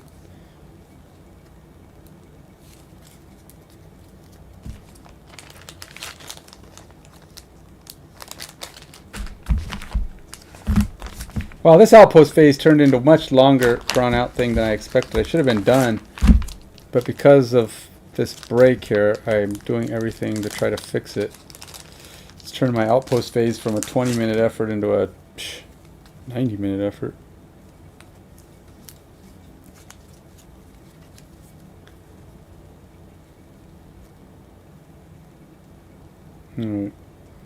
These guys don't have any illegal parts, so they haven't been using things they're not allowed to, so that's good.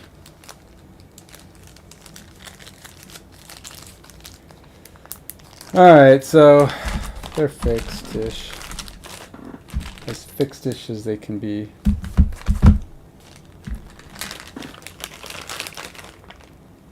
Wait.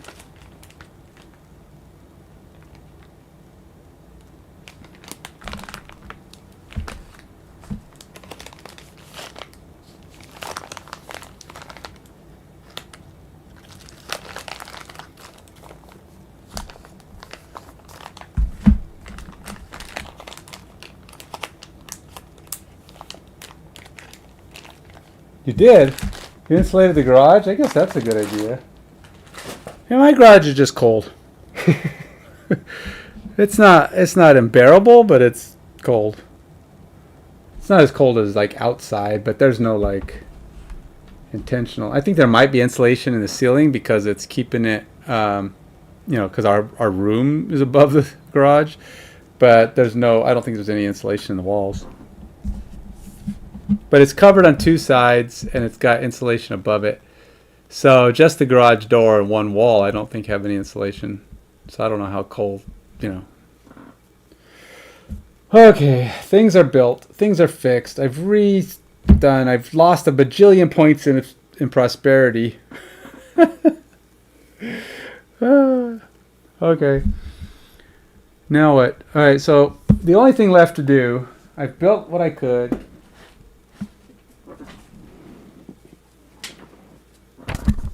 I'm not even sure. Do I even have the thing that... So I was supposed to destroy one odd numbered item of my choice, but I only had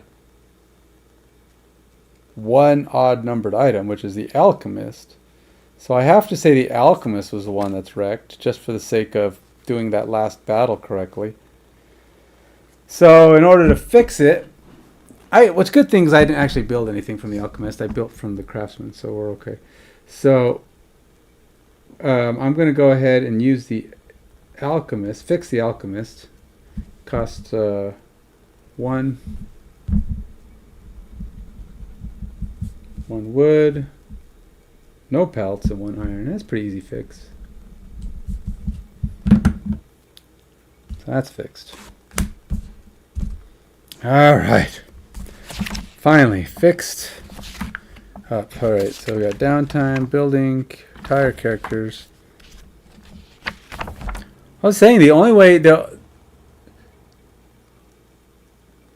you don't have heat going in there, it's going to still be kind of cold, but yeah, it'll at least be insulated just from a lot of the bulk. So one thing I did learn about this is it's really hard to prosper. In fact, I was reading, it says the best way to move your prosperity up is to retire your characters. It's like, but I want to play with these characters. I haven't even seen them get to their abilities yet. So yeah, I'm going to keep pumping away. But yes, I mean, a couple of them are almost level 6. Usually we tie around level 9. So they may never see the place get to level 3. But they have it's like Royce, look, or Adrian and Royce have retirement conditions that they have to reach. I mean, to retire them correctly. So, like, I forgot what Adrian's retirement condition is. Pretty sure I have it in here. Oh, is it here? No, it's in here.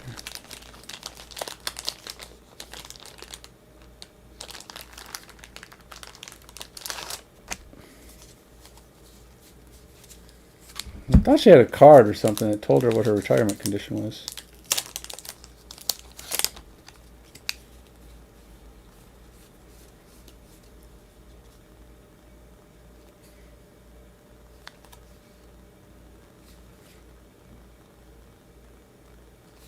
Oh, that's a mastery. Wait a minute, this is the wrong person. I don't even know what Cress's retirement conditions are. They have retirement conditions. I just don't remember where they are.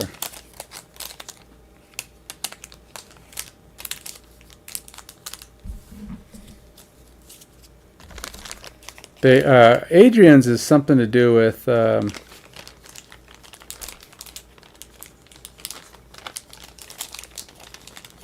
having to get prosperity level of the town up.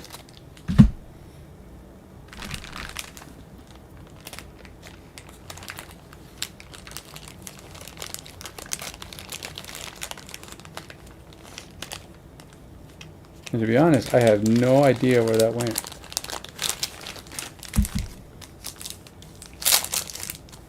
Nope, that's not it.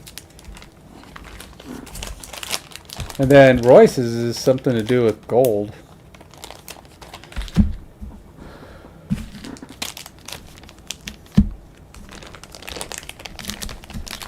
having a lot of gold. He has like no gold right now. I mean, relatively speaking. So I am definitely confused on that. But we've done all. I think we've completed everything that this town.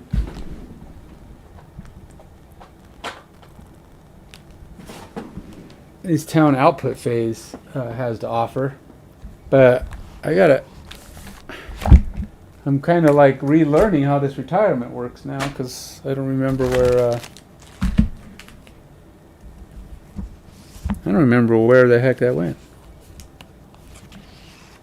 Retirement conditions. Let's see.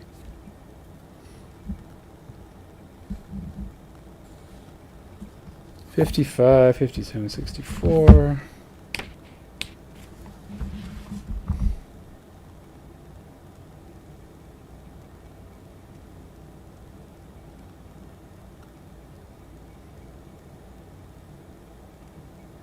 Okay, so all right, so they have a personal quest card.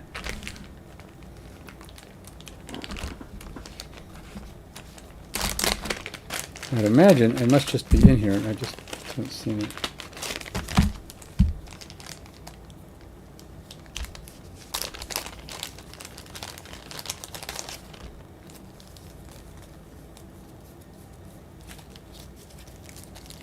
I don't know where his personal quest card went. Did I put him away? I mean, not to say it's not possible, but did I put away their personal quest cards?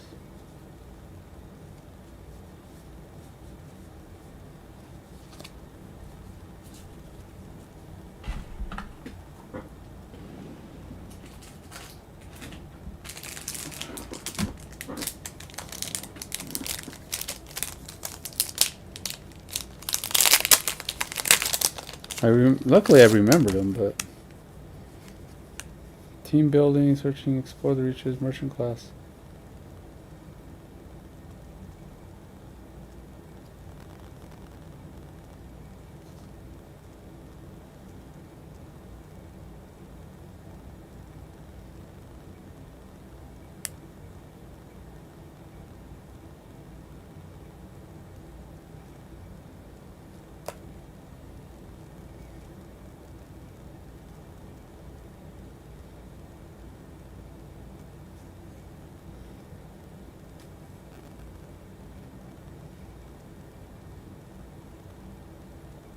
Well, that ain't it.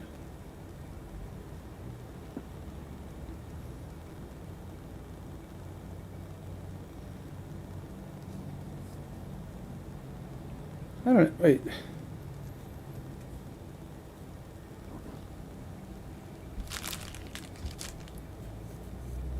Step 3 can perform all the downtown activities.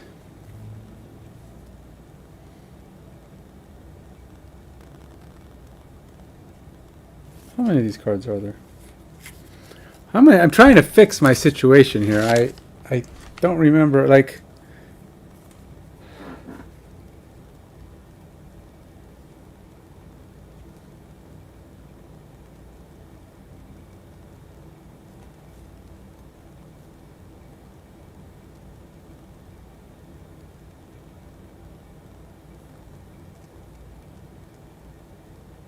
What?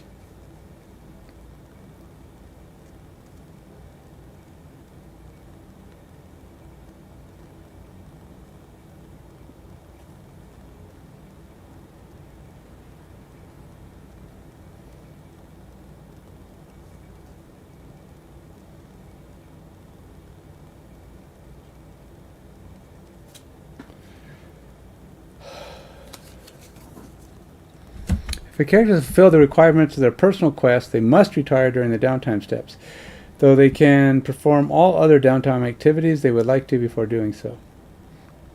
Completion of their personal quest gains the party 2 prosperity and unlocks the building envelope specified on the personal quest card. If a specified envelope is already unlocked, the alternate envelope is unlocked instead. If both envelopes are already unlocked, the party instead gains a random scenario. The retiring character may spend 15 inspiration once to draw 2 additional personal quests.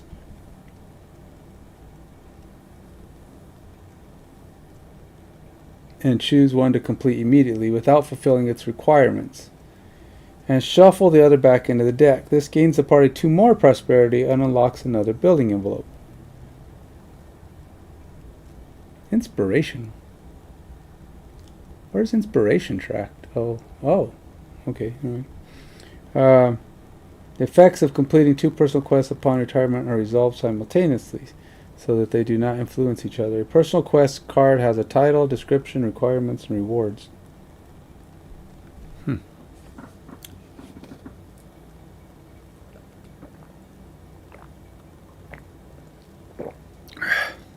I think I found another note to put in my little Frosthaven things important notes list, and that is prosperity level is the number, not the X. Not the number is the number, not the number of X's. And yes, it's really hard to gain prosperity. Let's see. If they simply wish to raise on you, if they prove the when set aside their personal quest, items, gold, and resources are all kept. When abandoned, their personal quest is shuffled back into the deck. All right, so I have to do I have to set these personal quests. Basically, I'm pretty sure the merchant one is Royce's because I already saw that was Royce's. I don't know why Royce doesn't have it on him right now, but something tells me I should have kept it in his card stack. His personal quest is own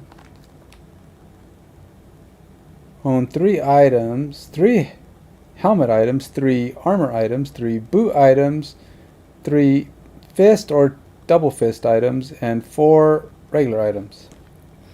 He's got a number of those things, but he doesn't have all of those things.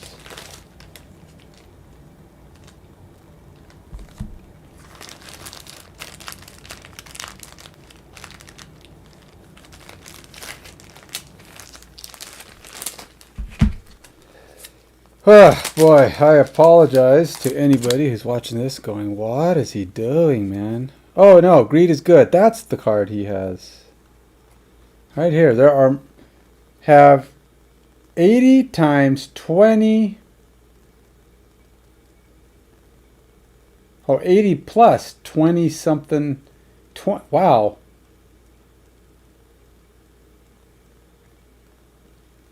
Plus 20 times prosperity level. So he needs to have 120 gold in his possession. That's not much. If we hit level 3, which I doubt we will. So right now it's 20 times 2 is 40 plus 80. So once he has 120 gold in his possession, he will have met his retirement condition. So there you go. That's for Royce. Royce has currently got like 15 gold. He's not there yet, but he's got a few levels to go. Let's go see. Maybe I put hers in here too. Oh wait, wrong thing. Yeah, these are both going in that one. You know, I don't think I gave a retirement condition to Cresseth though. Or Tanya, for that matter.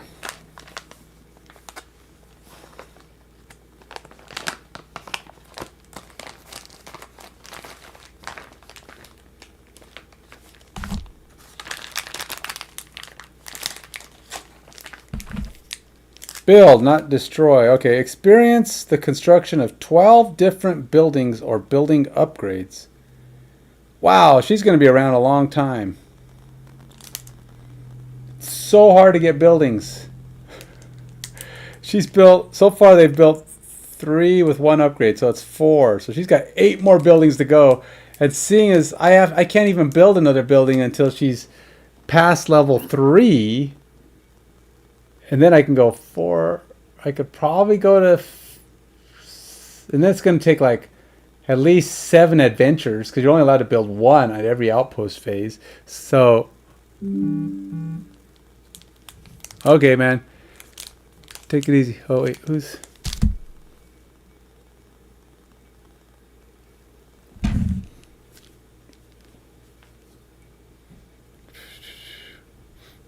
That's my wife.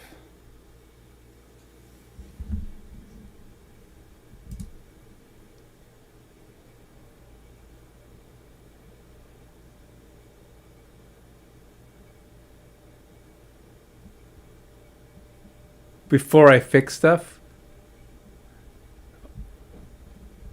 Oh, the thing that says you were lurking? Those were texts. Oh, did you text me? Oh, you texted me on here. Oh. Oh, okay. Checks. Static and camera stuff are hurting my soul. You sure I fixed it? Maybe you fixed something.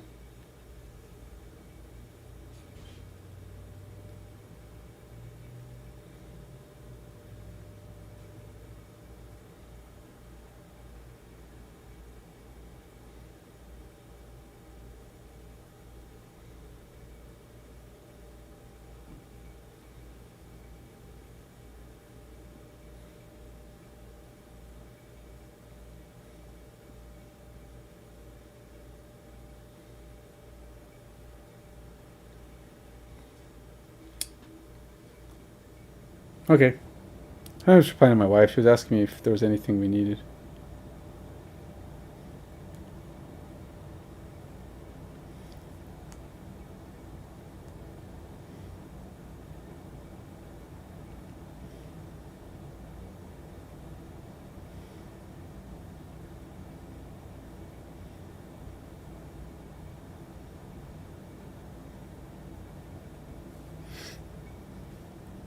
Okay, so yeah, hers is to build, not destroy, and I did assign them their things. But I never did assign one to Cresseth, or to Tenya. Let's give Tenya a retirement goal. I mean, she's only level 1. She's not thinking of retirement right now, but... Let's see what Tenya wants to do, shall we? Alright, man. You have a good one. Have fun at the birthday party. Alright. 1, 2, 3. Ching. Alright. Explore the reaches. Who are these people? They come all the way to this glorious wilderness and then huddle together in their drab little buildings. It's madness. You will climb the tallest peak and go farther out into the frozen plains and seas than anyone else has done before. You will see the glorious sights yet unseen. Complete 5 different scenarios that require all the things that you have to build at the at that one supply thing. So sled, pikes, or the climbing gear, which I can buy. By the way, I'm going to buy climbing gear simply because I can, and it's the only thing I'm allowed to buy these days. So I'm going to buy climbing gear. Or did I already buy it? I own climbing gear. I own sled. Yeah, I don't have the others yet. But this is Tenya's retirement goals.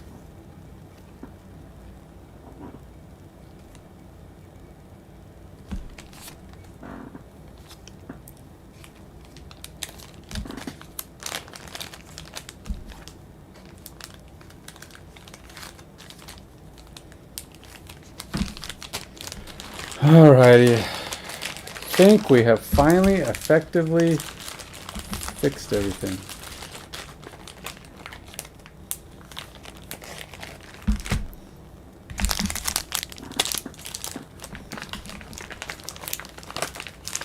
Now I have not given Cresseth a retirement goal. Let's go ahead and give Cresseth hers. She is in existence, the Bone Shaper. So the game does kind of keep you retiring people, but I would like to let them reach their potential.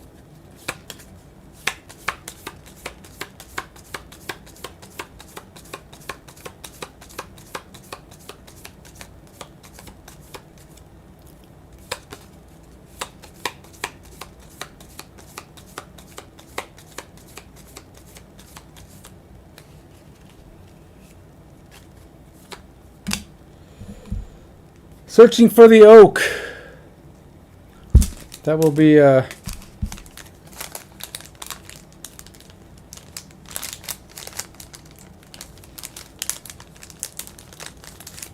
That will be Tanya's goal in life. Or sorry, Cress's goal in life. Why I keep getting these names mixed up, man? Oh, that's Royce. Where's the heck is...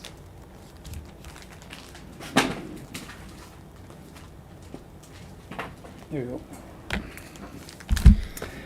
Now, I'm going to try to let Cresseth level a bit. Well, get her up a couple levels, and then I will start bringing Tanya, or let Tanya level up a bit, and then try to get Cresseth up a couple levels.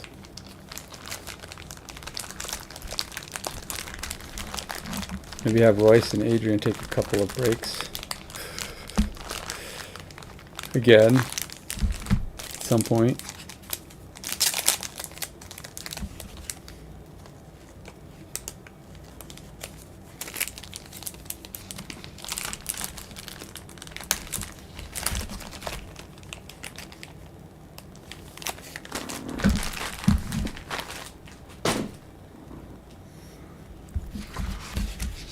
Alright, no characters retiring, got construction, we got build, and I was going to say I was going to build the other building item.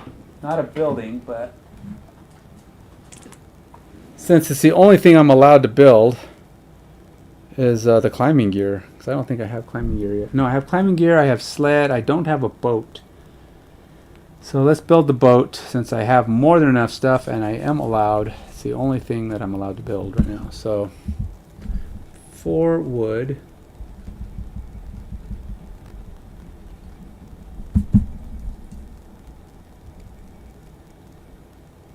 One iron and 2 pelts.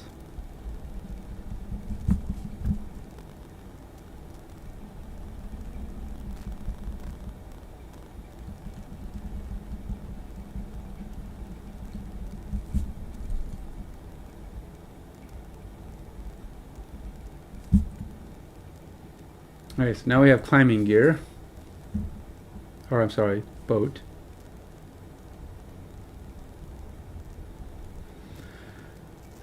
And that lets me have 139. I'm supposed to read 139.2, I think.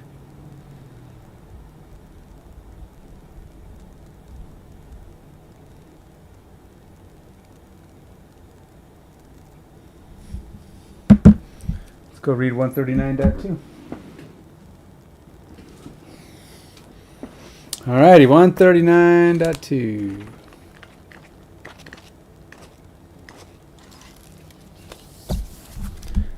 The shipyard hums with activity, somewhat literally in the case of the harrower carpenter, who has been hired to construct our boat. As a swarm of unified insects, the harrower has spent the last days slicing planks of wood, then bending the pieces into shape with the help of other workers.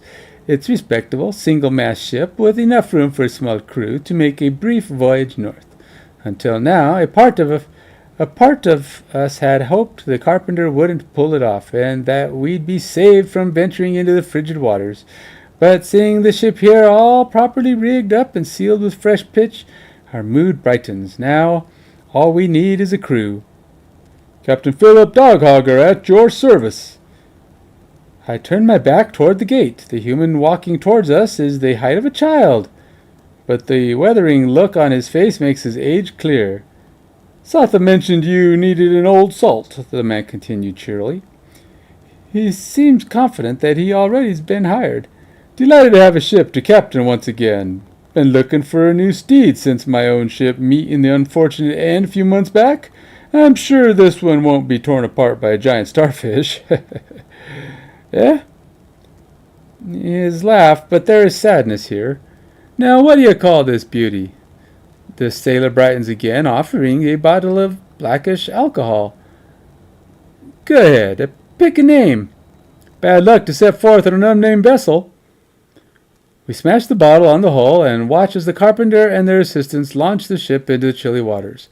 Captain Doghogger takes some time to inspect the rig and secure a crew, but after only half a day, we're ready to brave the icy sea and leave Frosthaven behind us. Oh, okay. Open envelope B.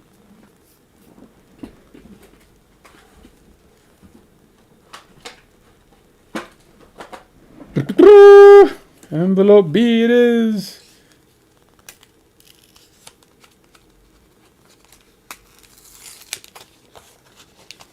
Apply rule sticker 4. Oh, I get to apply rule stickers.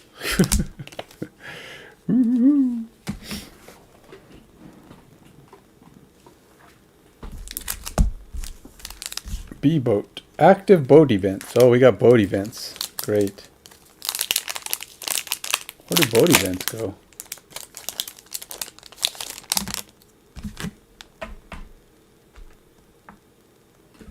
I don't know where boat events go, but it would fit there. Guess it just goes back in the spot it came from. Or I leave them in the folder. Apply rule sticker 4. Rule sticker 4.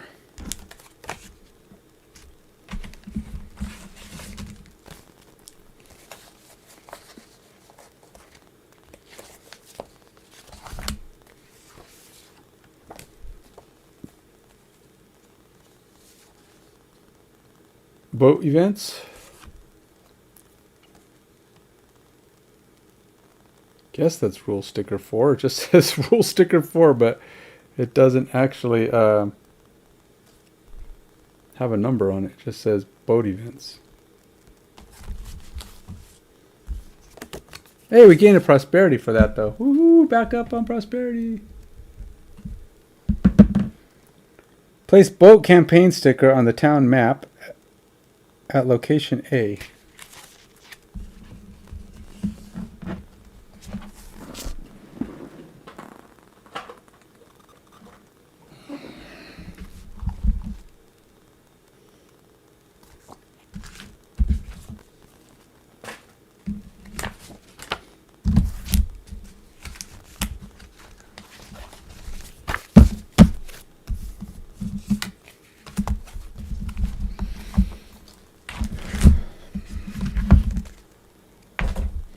Alright, location A, probably down here by the water, right? Yep. So I just need to get me a boat sticker.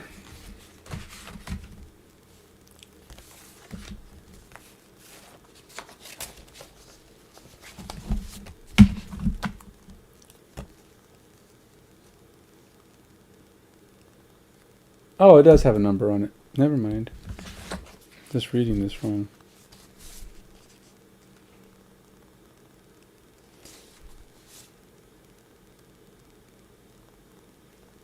Oh, here we go.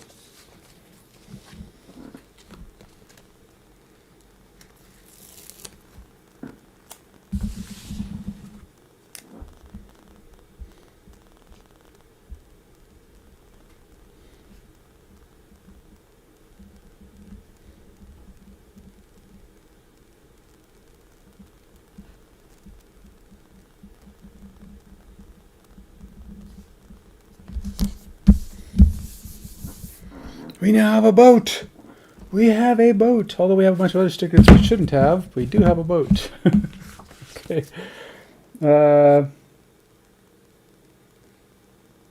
Shuffle events 1 through 13 together.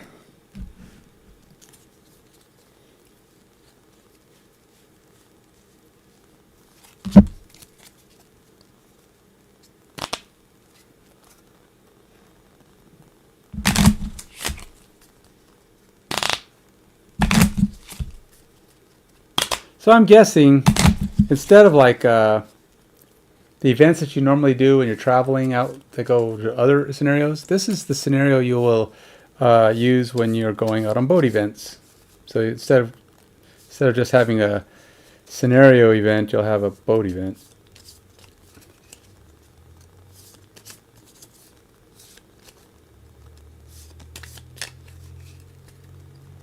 Okay, so these are the boat events.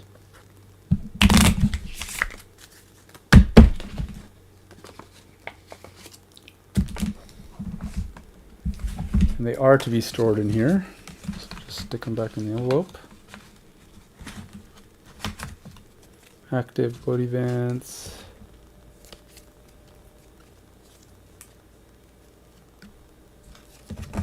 Like that. And the other events just like that. Okay.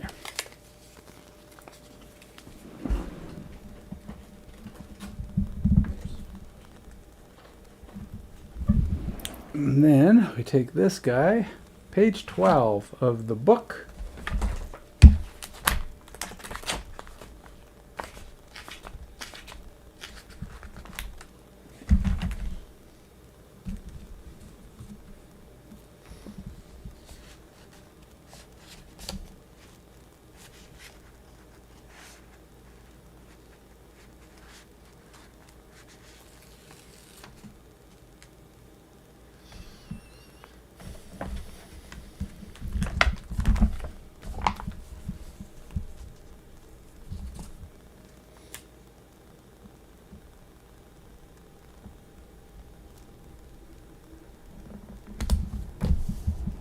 A boat event is a small thematic interaction in the Biting Sea. When used, the boat upgrade to travel to a scenario in the sea signified by the boat icon in the scenario book. Draw a boat event instead of a road event.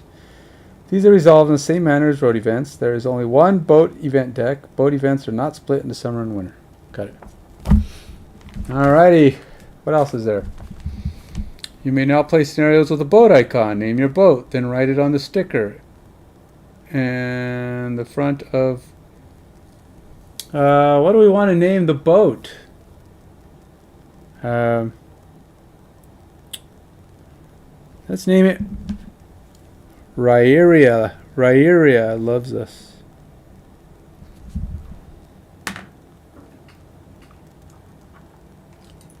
Or how about Rairia's Dawn? Let's do that instead. You know.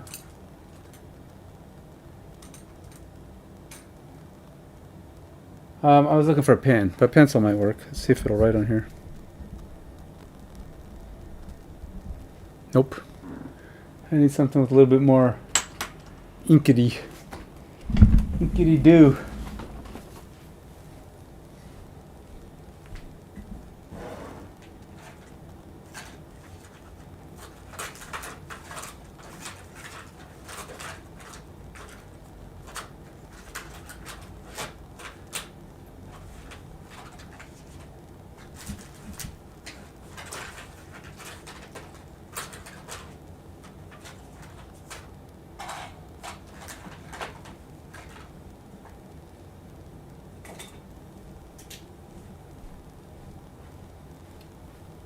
I was thinking about doing a scenario, but this is taking this has taken way too long.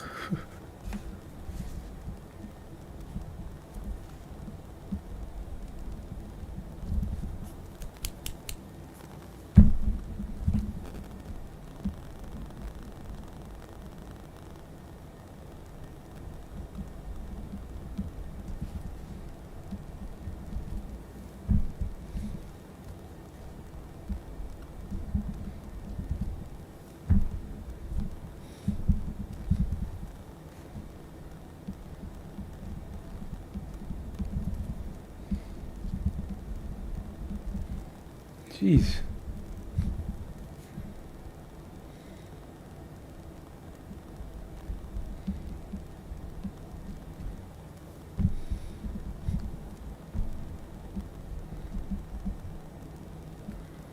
Yeah, I'll just call it right area because I don't want to have to write any more words. Right area. What's the name of the boat? All right.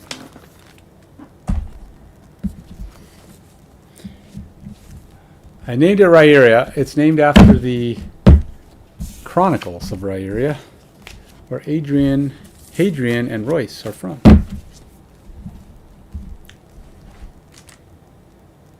Okay, so that's it. I think I've done everything. I think I have done everything. Oh, no, there's one sticker I haven't done. One sticker, incomplete. Let's do that.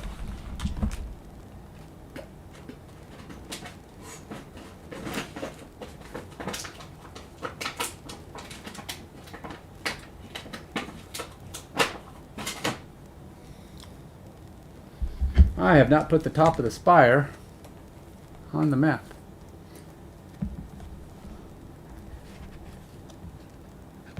It's interesting, I can still go to the bottom of the spire. It doesn't block me from going to the bottom of the spire. It just says if you go to one or the other, it's linked. So I could theoretically still go to the bottom. I don't know.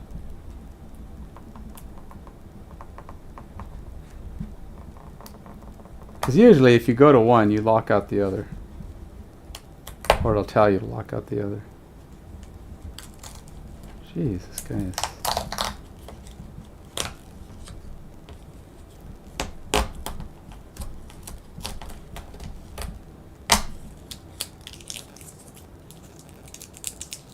Oh, actually, there is. I did the upper spire and then the top. Oh, that's right. There were 3.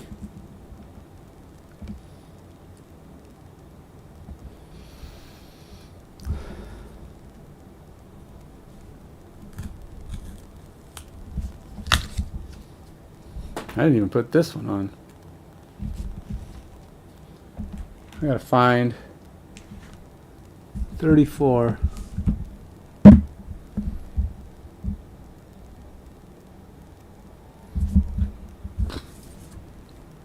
Oh, this is 24.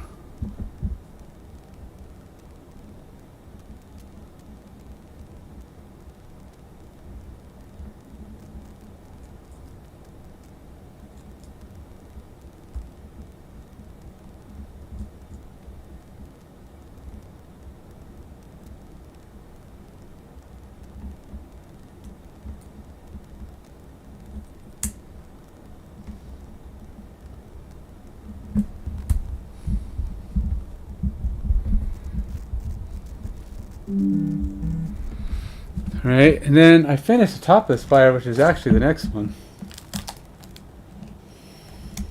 I haven't put a couple stickers on.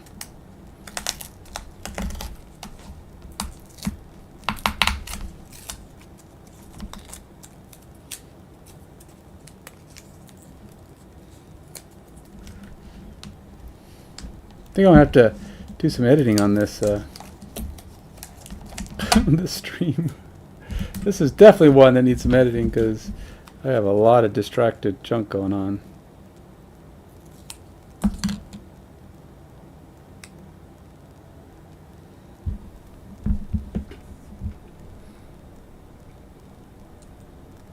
If I had to judge, I tell you though, the top of the spire was a big letdown.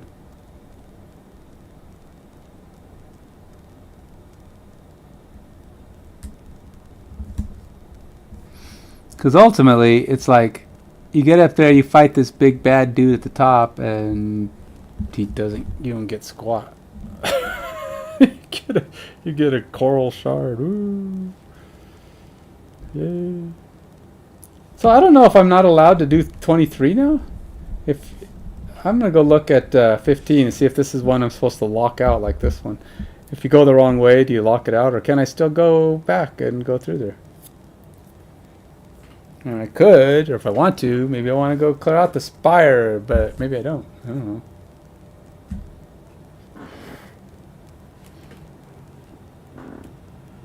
But maybe I can't.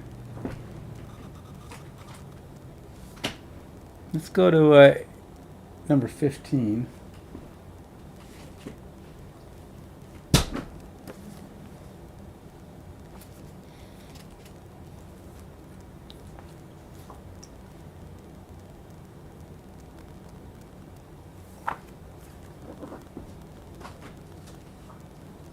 Fifteen takes me to 70.3.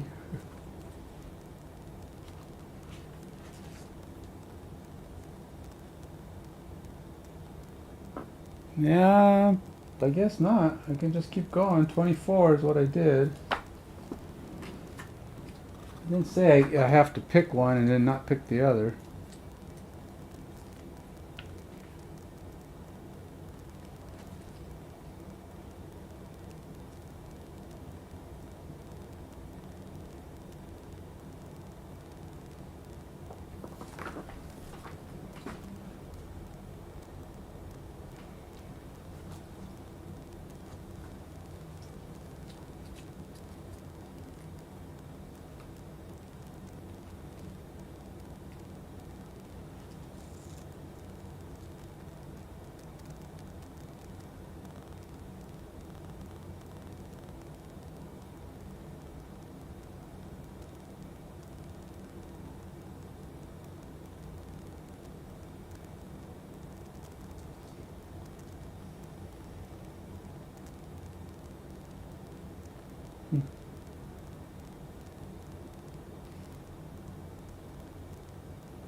I mean, I don't know why I'd want to do that one, but it does sound like I can go and do that one. It's not. This one doesn't block out like some of these.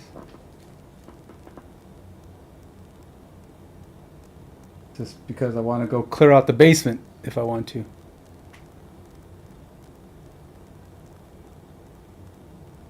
Hmm.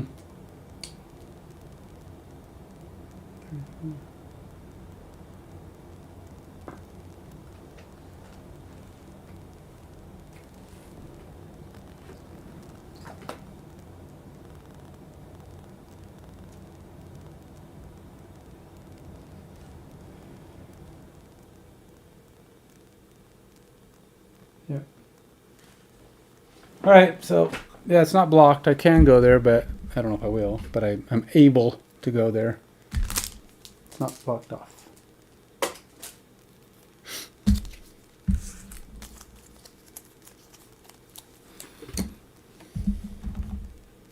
We do got to decide on our next adventure, though, at some point. So there you go. We've completed the top of the spire. We've completed a couple other small scenarios along the way. You can see in here. I've got my boat. I do not have some of the things you see on this map because apparently I broke that. I wasn't supposed to have that stuff yet. That's what I was spending a lot of the time here fixing. I'm trying to undo. Be careful not to build stuff you're not allowed to build. Apparently building in Frosthaven is slow. Now, considering I say slow, I've played 14 scenarios. One of them I did like 9 times, 10 times, 11 times, 12 times, I think, before I beat it. So that took a long time. If I had beaten all those, we're talking about 2 weeks. If I had played one every day and succeeded. All right, so if you play one a week, you're talking about a more realistic is once a week. So you're talking 13 weeks is what I've done so far, 13 scenarios. 3 months for a long-term campaign that's probably supposed to last a couple years. So it's not that bad. I mean, if you played once a week, I suppose you get to unlock something every so often. But really, if you can't build, I mean, really, you can't build anything for the first 3 months of playing. And then once you do finally unlock something, you can, for the next several scenarios, you can build up more. Now, you could retire guys, or if you're just cranking along, knocking off scenarios. But you got to remember, one scenario is several hours long. So, playing more than once a week for a lot of people would be tough for most. Even if you love the game, you might play 2 on a Saturday, but are you going to play every week? So I'm just saying, it's a lot of commitment. And don't expect a lot of progress in the town of Frosthaven. It's going to be slow going. Some of your retirement goals are a lot easier than others. Like Royce has to hit 112 gold. He doesn't collect gold that much. He's got like 15. He's level 5, going on 6. And you can only go to level 9. So he's got like 3 more levels, and he's done leveling. So if he wants to, he needs to start saving all his gold. And then Adrian, she has to see 12 things built or upgraded in Frosthaven. And so far, she's had 3, 6, well, 7 if you count the boats, the climbing gear and the sled as upgrades. But if you don't count those as upgrades, she's had like 4, and she has to see 12 before she can retire. So yeah, that's gonna be tough. I don't know where did they put the sled. I mean, I'm sure the sled's on here. Where did I store the sled at? I see the climbing gears right here. Oh, sled's right there. All right. So we got climbing gear. We got our boot. You don't really ever upgrade the workshop or the. Well, I guess it's a workshop. Whatever it is that built these things.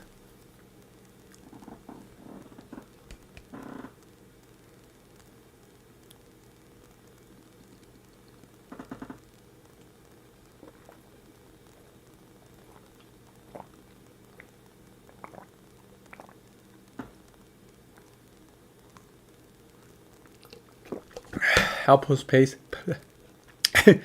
Outpost phase complete. Barely. That was painful. Actually, it wasn't so bad. It's good that I fixed it. Now I understand. I've learned a little bit more. Frosthaven is a slow grower, but hey, got to keep cranking up. I guess that just allows you to do more in the scenarios, right? You can't do much during the outpost phase. You go in, you upgrade, or you level up, or you don't. Once I hit level 3, which is like 10 pieces away, it's really hard to get there. It says the best way to do it is to retire. I'm not going to retire these guys until they get to their retirement goals.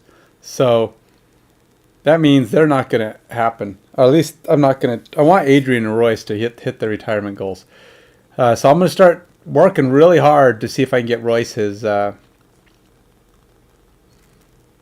I'm going to see if I'm going to get Royce his retirement money. Whenever he goes out, he's going to start working really hard at capturing money. Maybe even get me some of those boots that let you pick up stuff adjacently, or just start using the things that pick up stuff so he can get gold more often. There's only so much he can do. 120 is a lot of gold. The most I think he's ever had is like 30. But I've been, they spend it. But also, maybe they shouldn't have been. Since they couldn't upgrade, they should be saving their money for things. So they've got a lot more resources now, given that the gold that they've spent. I don't know where all their gold went, to be honest. But we'll work on it and see if we can get that stuff fixed. Turn time 2 o'clock. I'd kind of like to do a scenario, but I need to take a break. So I'm going to stop, and we'll see. Maybe I can set up and plan for a next scenario. Till next time, take it easy. Bye.